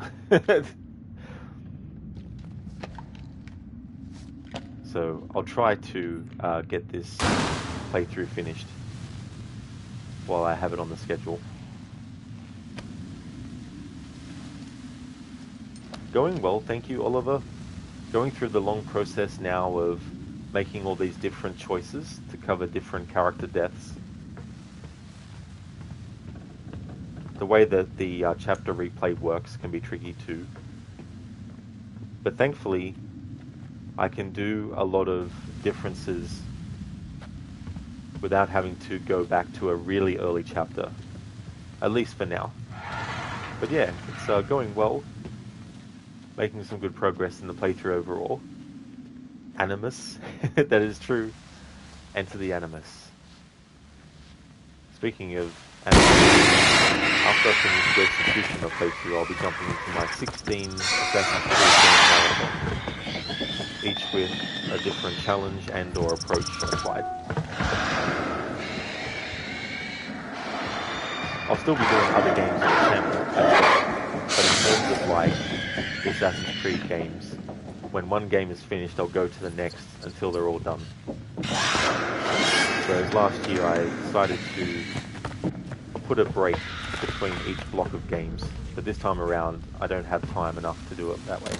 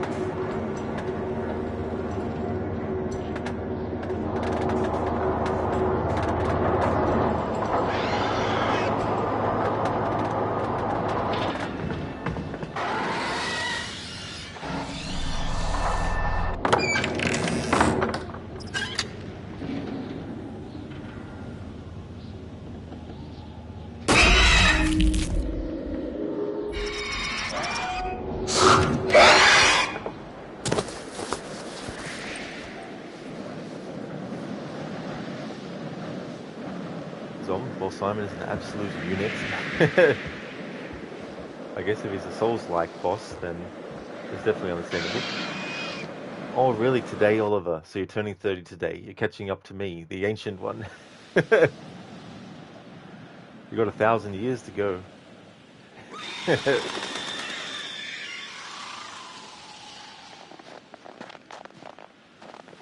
Happy birthday, Oliver. I really hope that you have a great day today and that the day goes slowly too, so you can really celebrate it.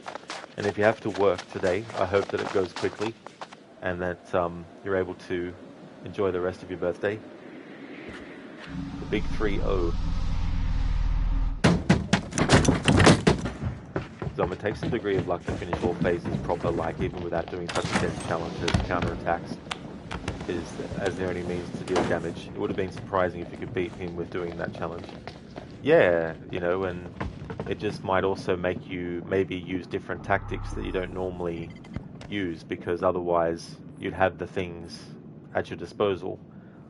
And that's the great thing, though, I find with doing challenge playthroughs, especially ones where it's more about limiting what you can do,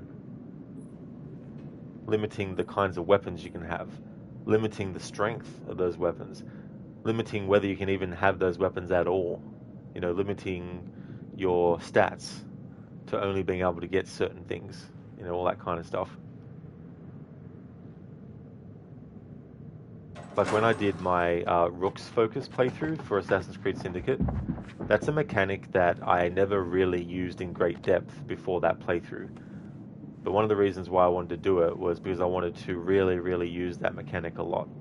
And so as soon as it became available, I had to start using it for all the points at which it was possible to call the Rooks in to get them to deal with things. Oliver, thank you, bro. You have plenty of celebrating with your co-workers and your girlfriend today, and a big party with your friends and family the weekend. Oh, very nice, dude. That's awesome. That's really, really good. I hope that you enjoy all that and have a great time with everyone.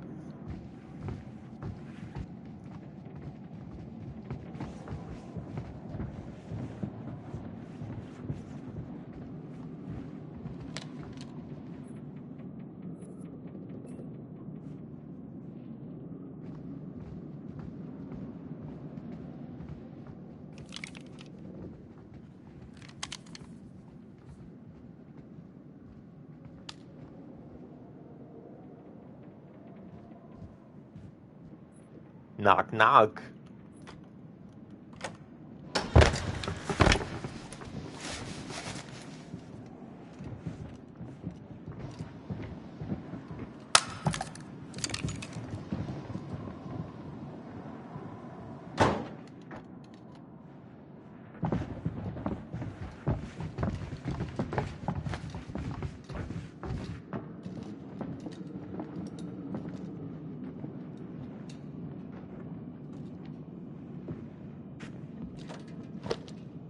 Alright, so soon we're going to be playing as Chris again in that chase sequence.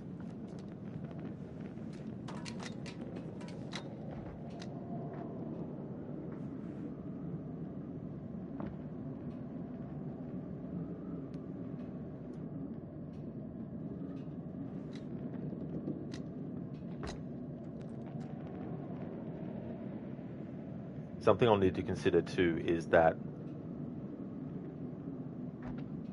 if, as Chris, you choose do nothing or shoot himself when he and Ashley are in the trap, that'll mean that when you get to this chapter, if you do everything right in the chase sequence, Ashley will open the door for Chris and he won't die.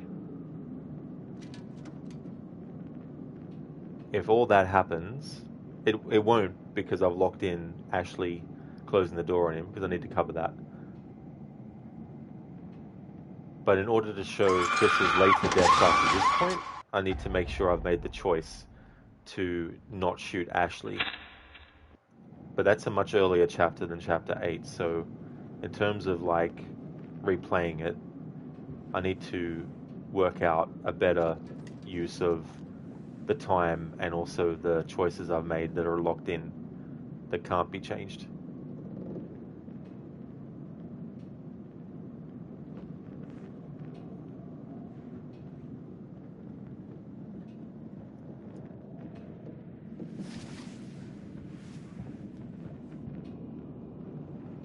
when you think about this kind of process, it then makes you think about, you can write a story and you can be like, right, this is the beginning, this is the middle, this is the end. In this game, of course, you've got different choices. So it's like, here's the start, here's the middle, here's the end. But in the start, this can be changed, which then affects this, which then affects that. But writing all that out compared to having to actually think of how to make it actually happen in the game with the programming, like all that kind of stuff together, like that's a lot of work to have to do. And it just goes to show how much work goes into stuff like this, where all these things have to be thought about and kept track of too, as well.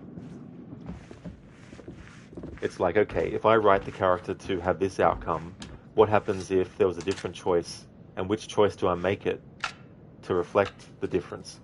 You know, where do I put that choice? You know, what does the decision then even look like?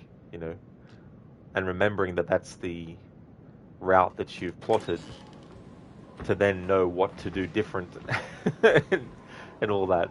So this kind of stuff, I would really love it if there was like in-depth behind the scenes that actually went through all that kind of stuff. Now the thing is, not everyone's interested in that kind of content, obviously. But I think that from the perspective of potentially people who want to do that for a career, I think it would be good to have those resources to be able to go, right, here's 20 videos that go in depth about how do you actually write for branching narrative, versus if you're just writing a narrative that you don't have to worry about different choices and stuff like that. You know, the actual nitty gritty of it all.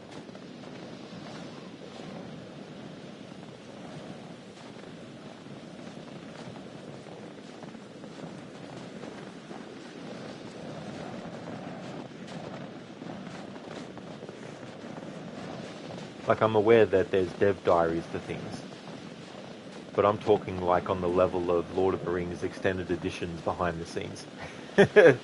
That kind of level of detail and information that those had.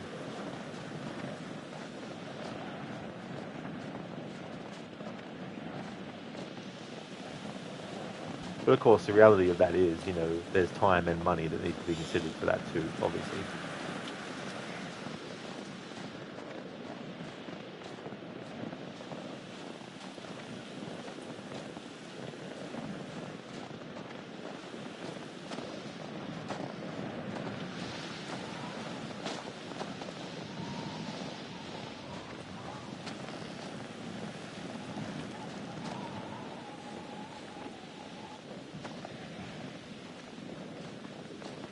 So a sound warning for headphone users that we're going to get to another sequence where there's going to be a lot of loud noises and stuff.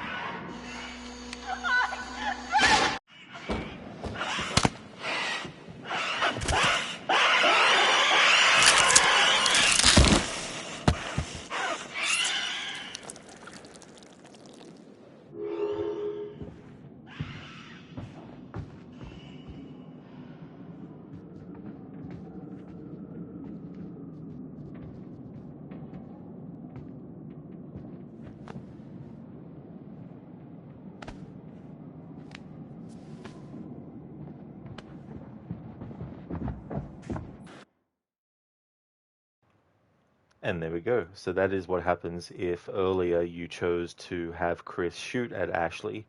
Even though ultimately there was blanks in the gun, Ashley will still be like, fuck you for having done that. And so even if you get past all those QTEs, as you can see, you're locked in for Chris to die, ultimately, by having her close the door on him. So to prevent that, when you have the choice of shooting Chris or doing nothing or shooting Ashley, if you choose to shoot Chris or do nothing, doing nothing is the same as shooting Chris. So either way, you can choose those two. And then that means when you get through the QTEs in that chase sequence, she'll actually open the door for him. And he'll survive that encounter. So now that I've covered that, we're going to continue on through the episode because now we're reaching the point where, since Emily is alive at this point this time around, and she's been bitten, it's going to lead into the next point where Emily can die. Oh my, indeed, Oliver. Absolutely. Fatality. Absolutely.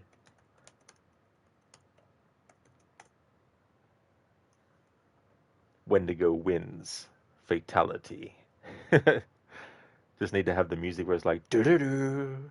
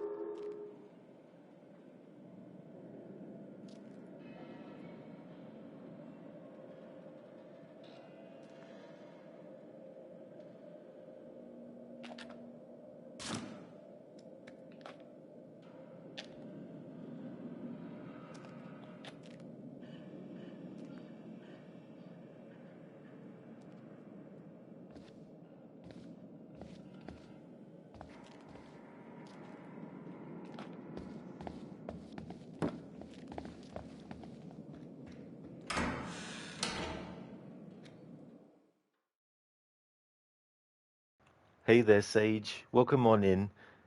Hope things are going well. You've been playing Hollow Knight, know anything about it? That game looks really good, actually. I haven't played it myself before, but I've seen Maria Tail stream that game. She's doing a playthrough of that currently, actually. Um, but I haven't played it myself yet, but it might be a game that I would like to be playing at some point, at least.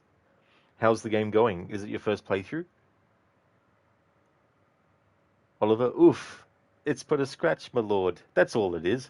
I mean, Emily's just having a sleep there for a moment. She'll wake up in a moment, right? So we made the choice to have Mike shoot Emily, and the journal entry that Ashley read, if you've chosen to have Mike shoot Emily, when Ashley reads the journal, you then get the choice to either deceive Sam about the information that you read, saying that the bite isn't infectious, or you can admit and confess.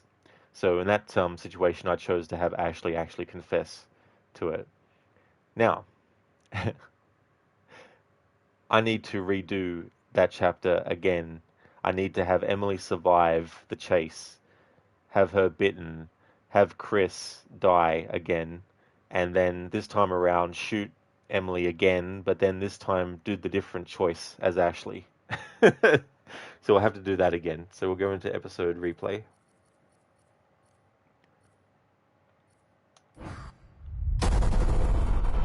Sage, you met a girl you head over heels for, and she told you her favorite game. If you know your Rod, you only play on hardest difficulty, but this game is kicking your butt. Oh, that's really cool, Sage. She told you that the first date, never heard of it. Oh, very nice. That's cool, Sage. And that's great that you're giving the game a shot as well. That can be tricky too with some games, where there's like the difficulty spike and when it might happen in the game and all that kind of stuff.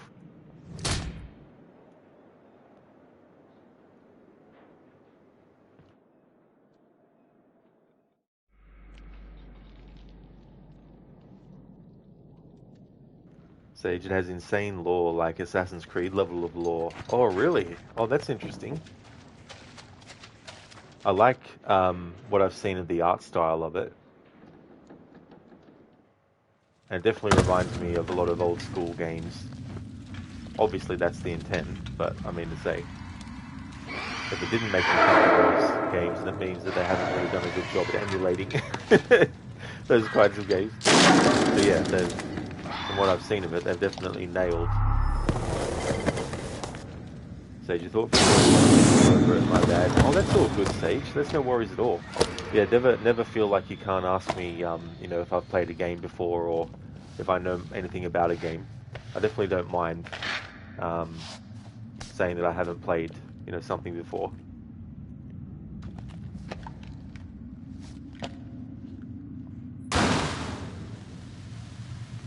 I don't know which direction you have to swipe for that part, so I just do it left and right quickly. Let the game decide when I've gone the left or the right.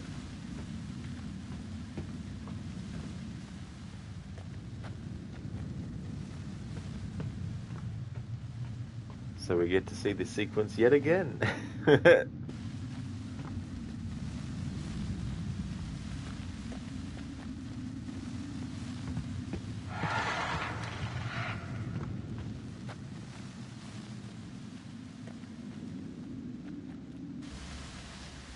When I do my annual playthrough of this, I'm going to already sort of approach to take.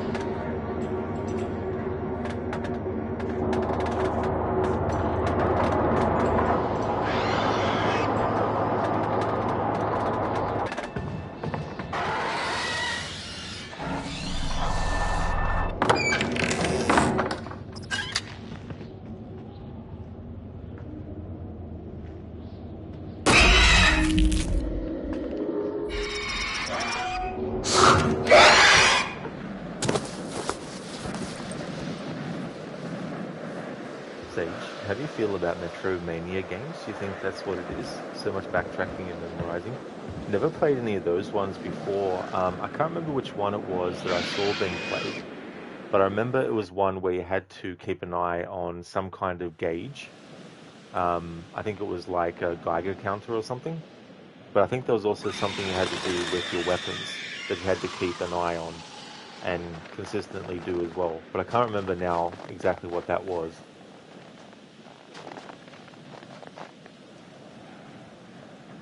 Oh yeah, Oliver, that's no worries at all. Thank you so much for stopping in for a bit to chat. I hope that work goes well and that it goes quick and that you can enjoy your birthday as well. Happy birthday again, Oliver. Hope you enjoy yourself, dude.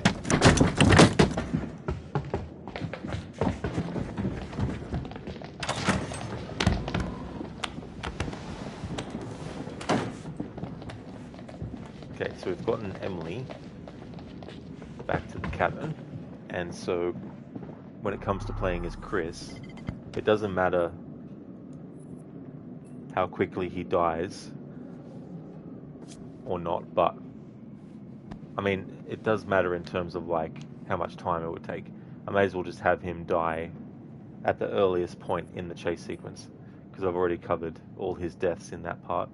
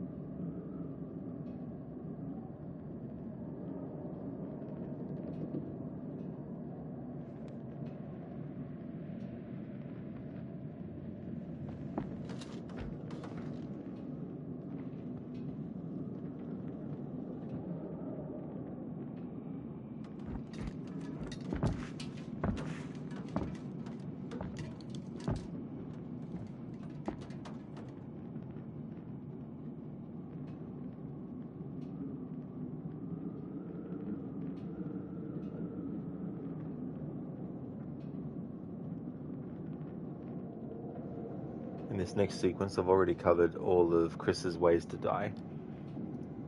So we're just going to mess up the earliest we can. Because what I need to do differently is after this sequence when Emily is accused of turning into a Wendigo, have Mike shoot her again, but this time as Ashley choose to try and hide the truth of what she reads in the journal after Emily is dead. About the fact that a Wendigo's bites are not infectious, and Emily would not have turned into a Wendigo.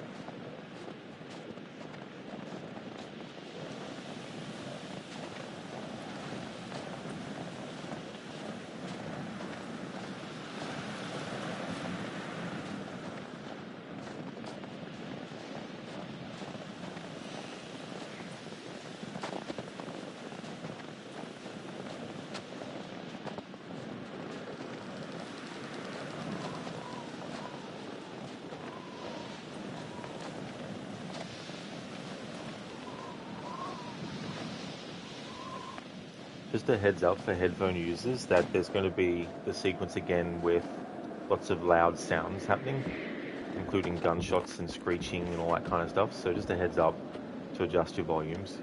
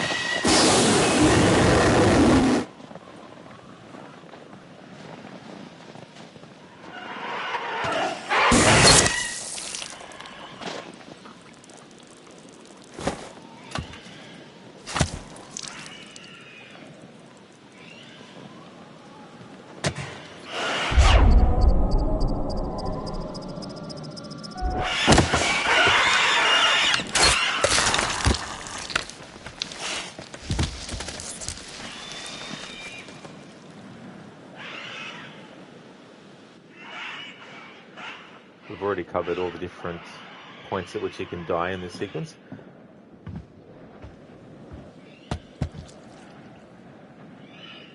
But there will be a point where I have to have Chris alive after this sequence. And to do that, I need to make sure that I have him shoot himself or do nothing instead of shooting at Ashley. Because then when I do that sequence, at that point, getting all the QTEs right will mean that at the end he gets let back into the cabin.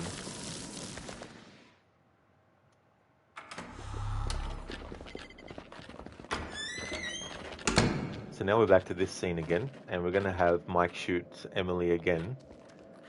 But this time around, as Ashley, we're going to choose to hide the new information she gains after Emily is already dead about the fact that Wendigo's bites don't actually turn you into one. Whereas before Mike potentially shoots Emily, they thought otherwise.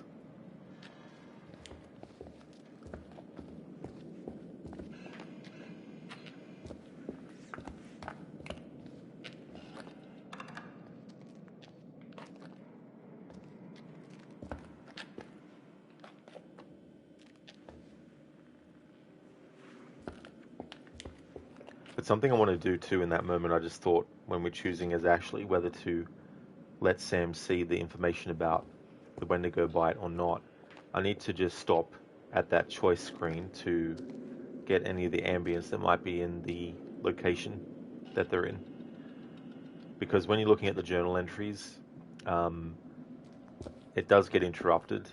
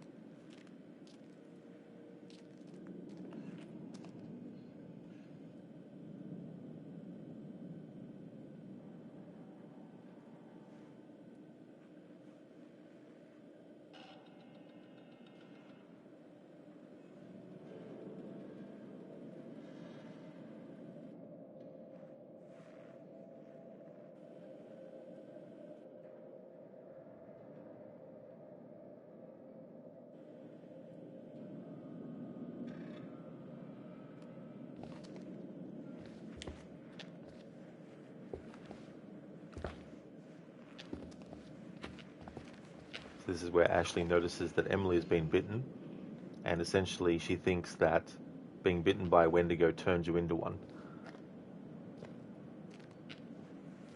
And so Mike thinks that too. Ultimately, you can choose, of course, to not shoot Emily. And I need to cover that too, because in this playthrough so far, I haven't actually covered her being bitten and not shooting her as Mike, and then her getting upset at Ashley. I haven't covered that yet. So I'll need to do that too.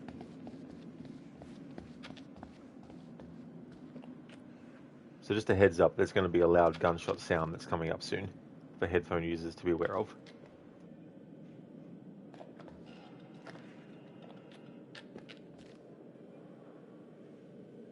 I mean, even if you're not using headphones, it's probably a good idea to turn the volume down as well.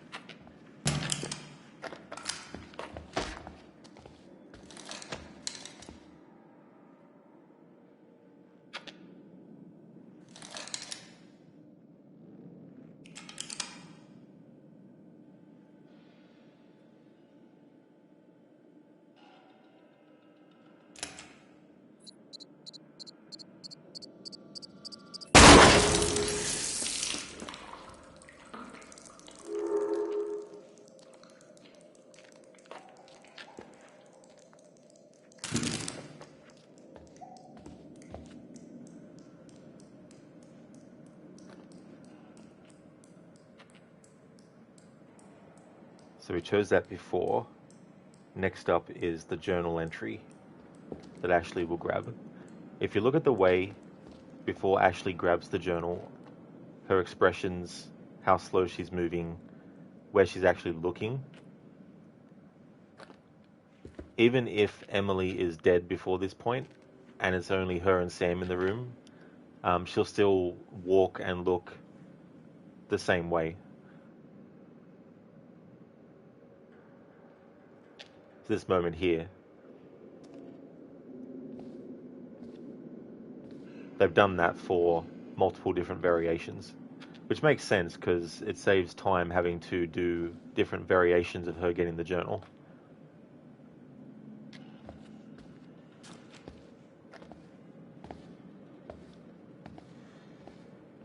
Okay, so we're going to trigger things quickly with this, and then when we have the choice of what dialogue to choose, for a time I'm going to stop to get the ambience sounds, and then after that point I'll make the opposite decision to what I did before.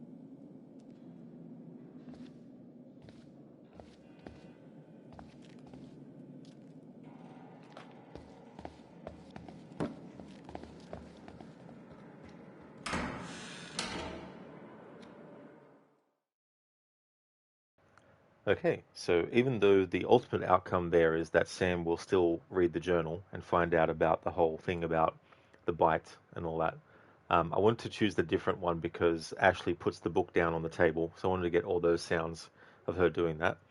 All right, so now that we've covered that, I now need to look at the rest of Chapter 8 to see what things I need to now do. Alright, so the next sequence is actually with Dr. Hill.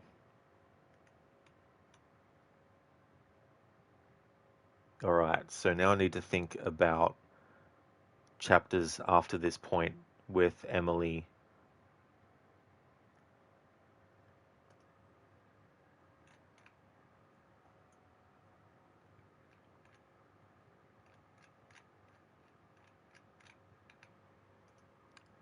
So looking at the guide in episode 9, just looking at what happens if Emily's dead.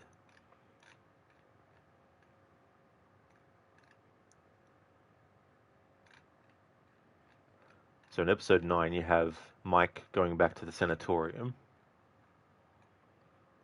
and then you have the tunnel scene, and I've already covered the different versions of Ashley dying in that tunnel sequence.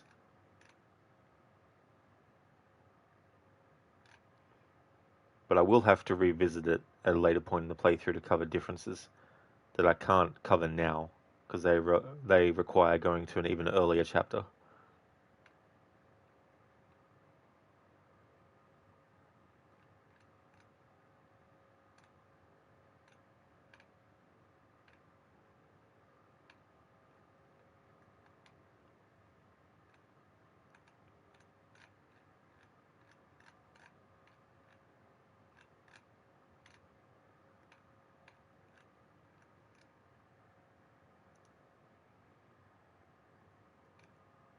Okay, so in chapter 10 then, need to see if Emily is actually still alive, what differences get made. based on that.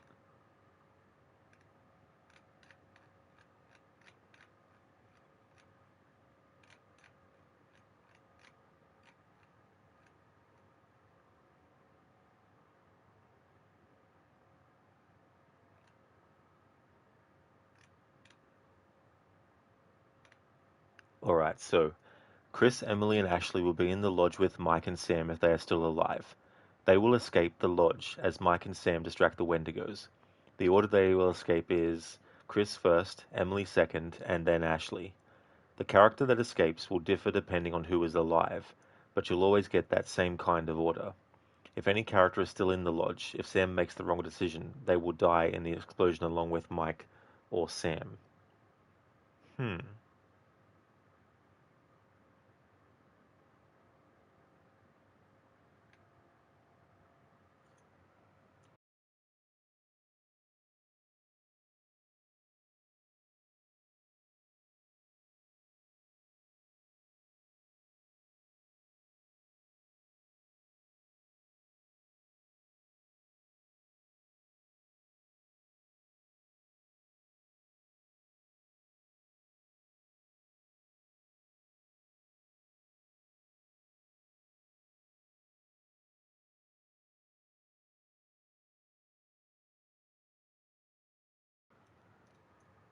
Alright, so I might need to actually keep on playing through to chapter 10.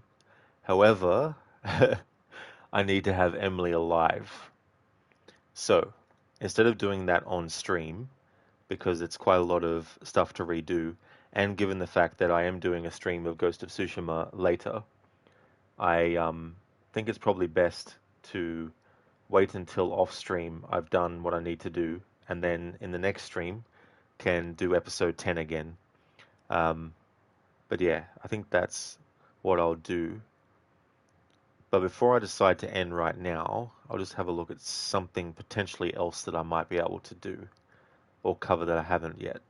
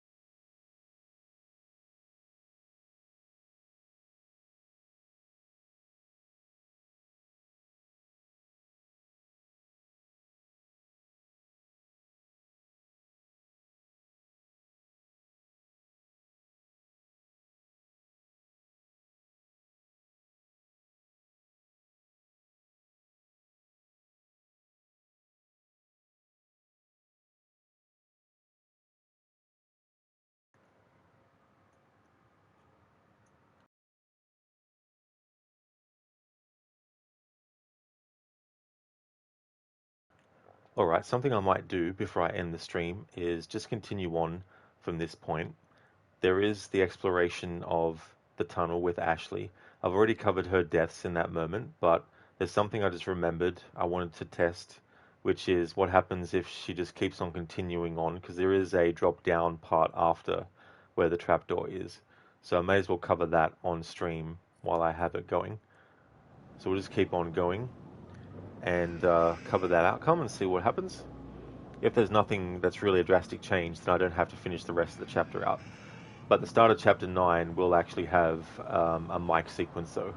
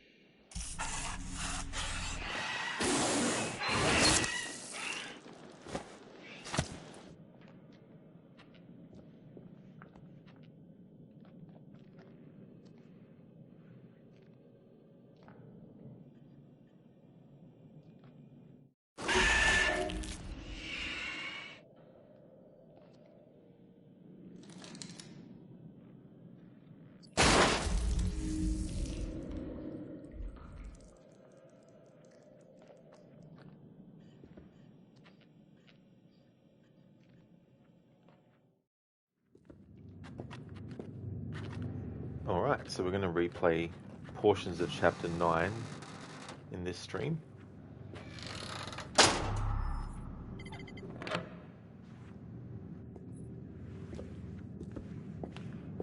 Just a sound warning too, this part of the chapter will include a sequence with a lot of gunshots and all that kind of stuff.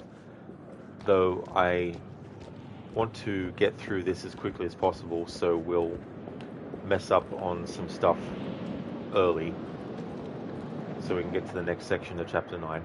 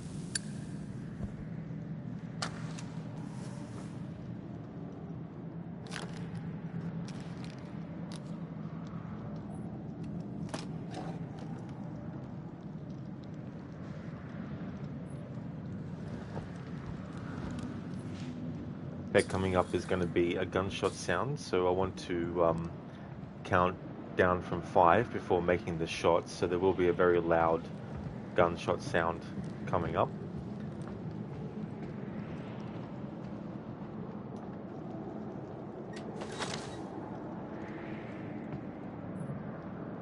Five, 4, 3, 2, 1.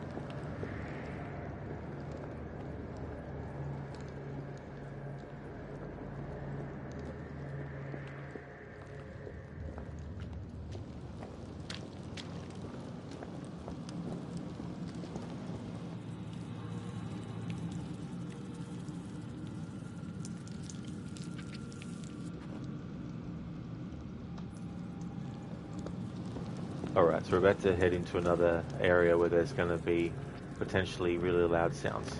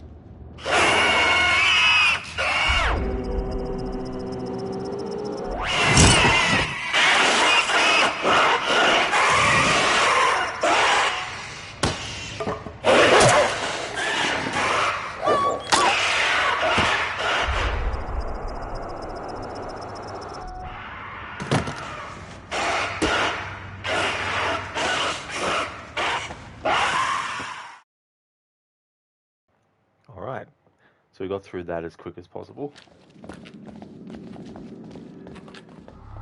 I've already covered Ashley's 2 ways of dying to the Wendigo, pretending to be Jess with mimicking her voice. But if you go beyond that hatch, there was a drop down, and I wasn't sure where it was going to lead. I didn't want to test it then, because the priority was on the death moments. But before I end this stream, I just wanted to suss it out.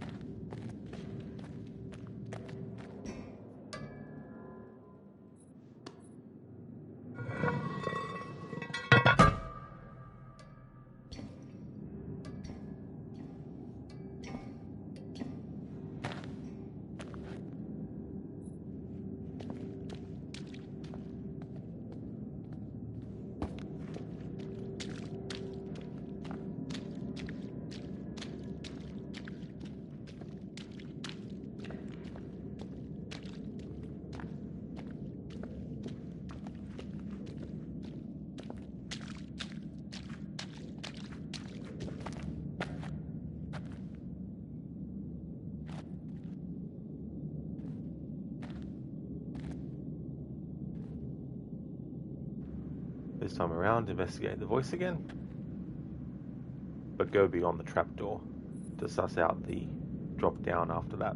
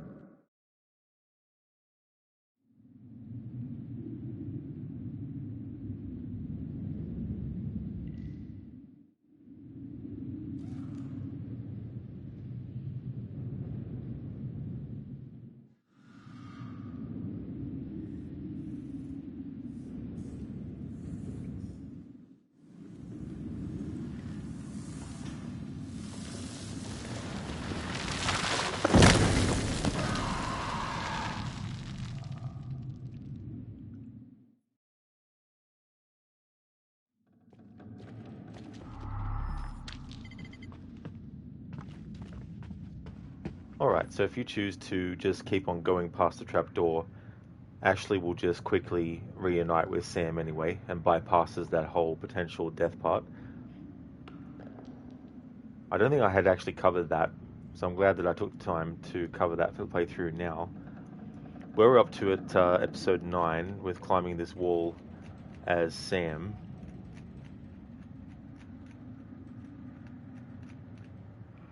Because Chris is dead this time around still, it means that we don't go through the tunnel as him.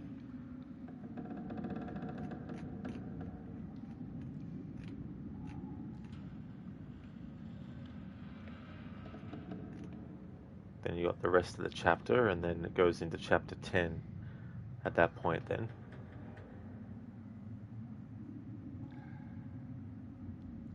But I've already covered all that, so yeah, I think the best thing to do is end the stream here. I don't think I'll need to now do any between stream stuff, so that'll give me an opportunity still anyway to go over my notes and double check ahead of what I want to do next time. But that was really good progress, covering all the different ways that Emily can die in that kind of respect as well.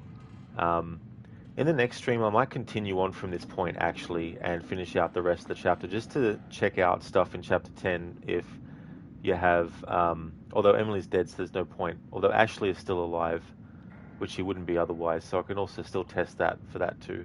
But anyway, I'll worry about that before the next stream. But this is where I'll call it for today's stream. I want to thank everyone so much for watching. I really appreciate it. Before I end, I'd like to give some shout outs. And I'm going to take a break and come back later with Ghost of Tsushima.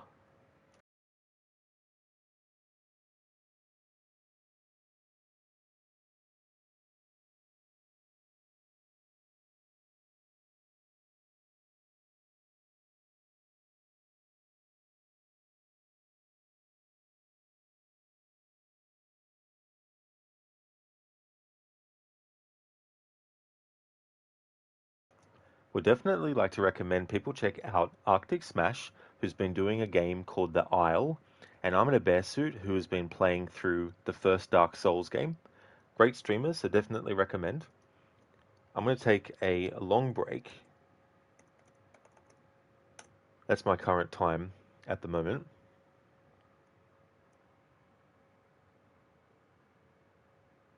So let's say about 1 hour and 15 minutes. So I might take a 1 hour and 15-minute break before returning with Ghost of Tsushima. So the next stream of this, I've also got a Friday stream of this to do as well, I think. Or hang on. Yeah, I've still got like Wednesday through to Sunday. Yeah, so the next stream of Until Dawn that you'll see from me will be an early Thursday stream. Early Friday stream, sorry. Getting my days mixed up. It'll be an early Friday stream of Until Dawn. And then later on, after that too, I'll be doing more Ghost of Tsushima. But yeah, I'll be back in 1 hour and 15 minutes with Ghost of Tsushima. I hope that everyone has a good one. It's definitely understandable that not everyone will be able to make it to the next stream, but thank you so much for watching this one of Until Dawn, and I'll be back then for more Ghost of Tsushima.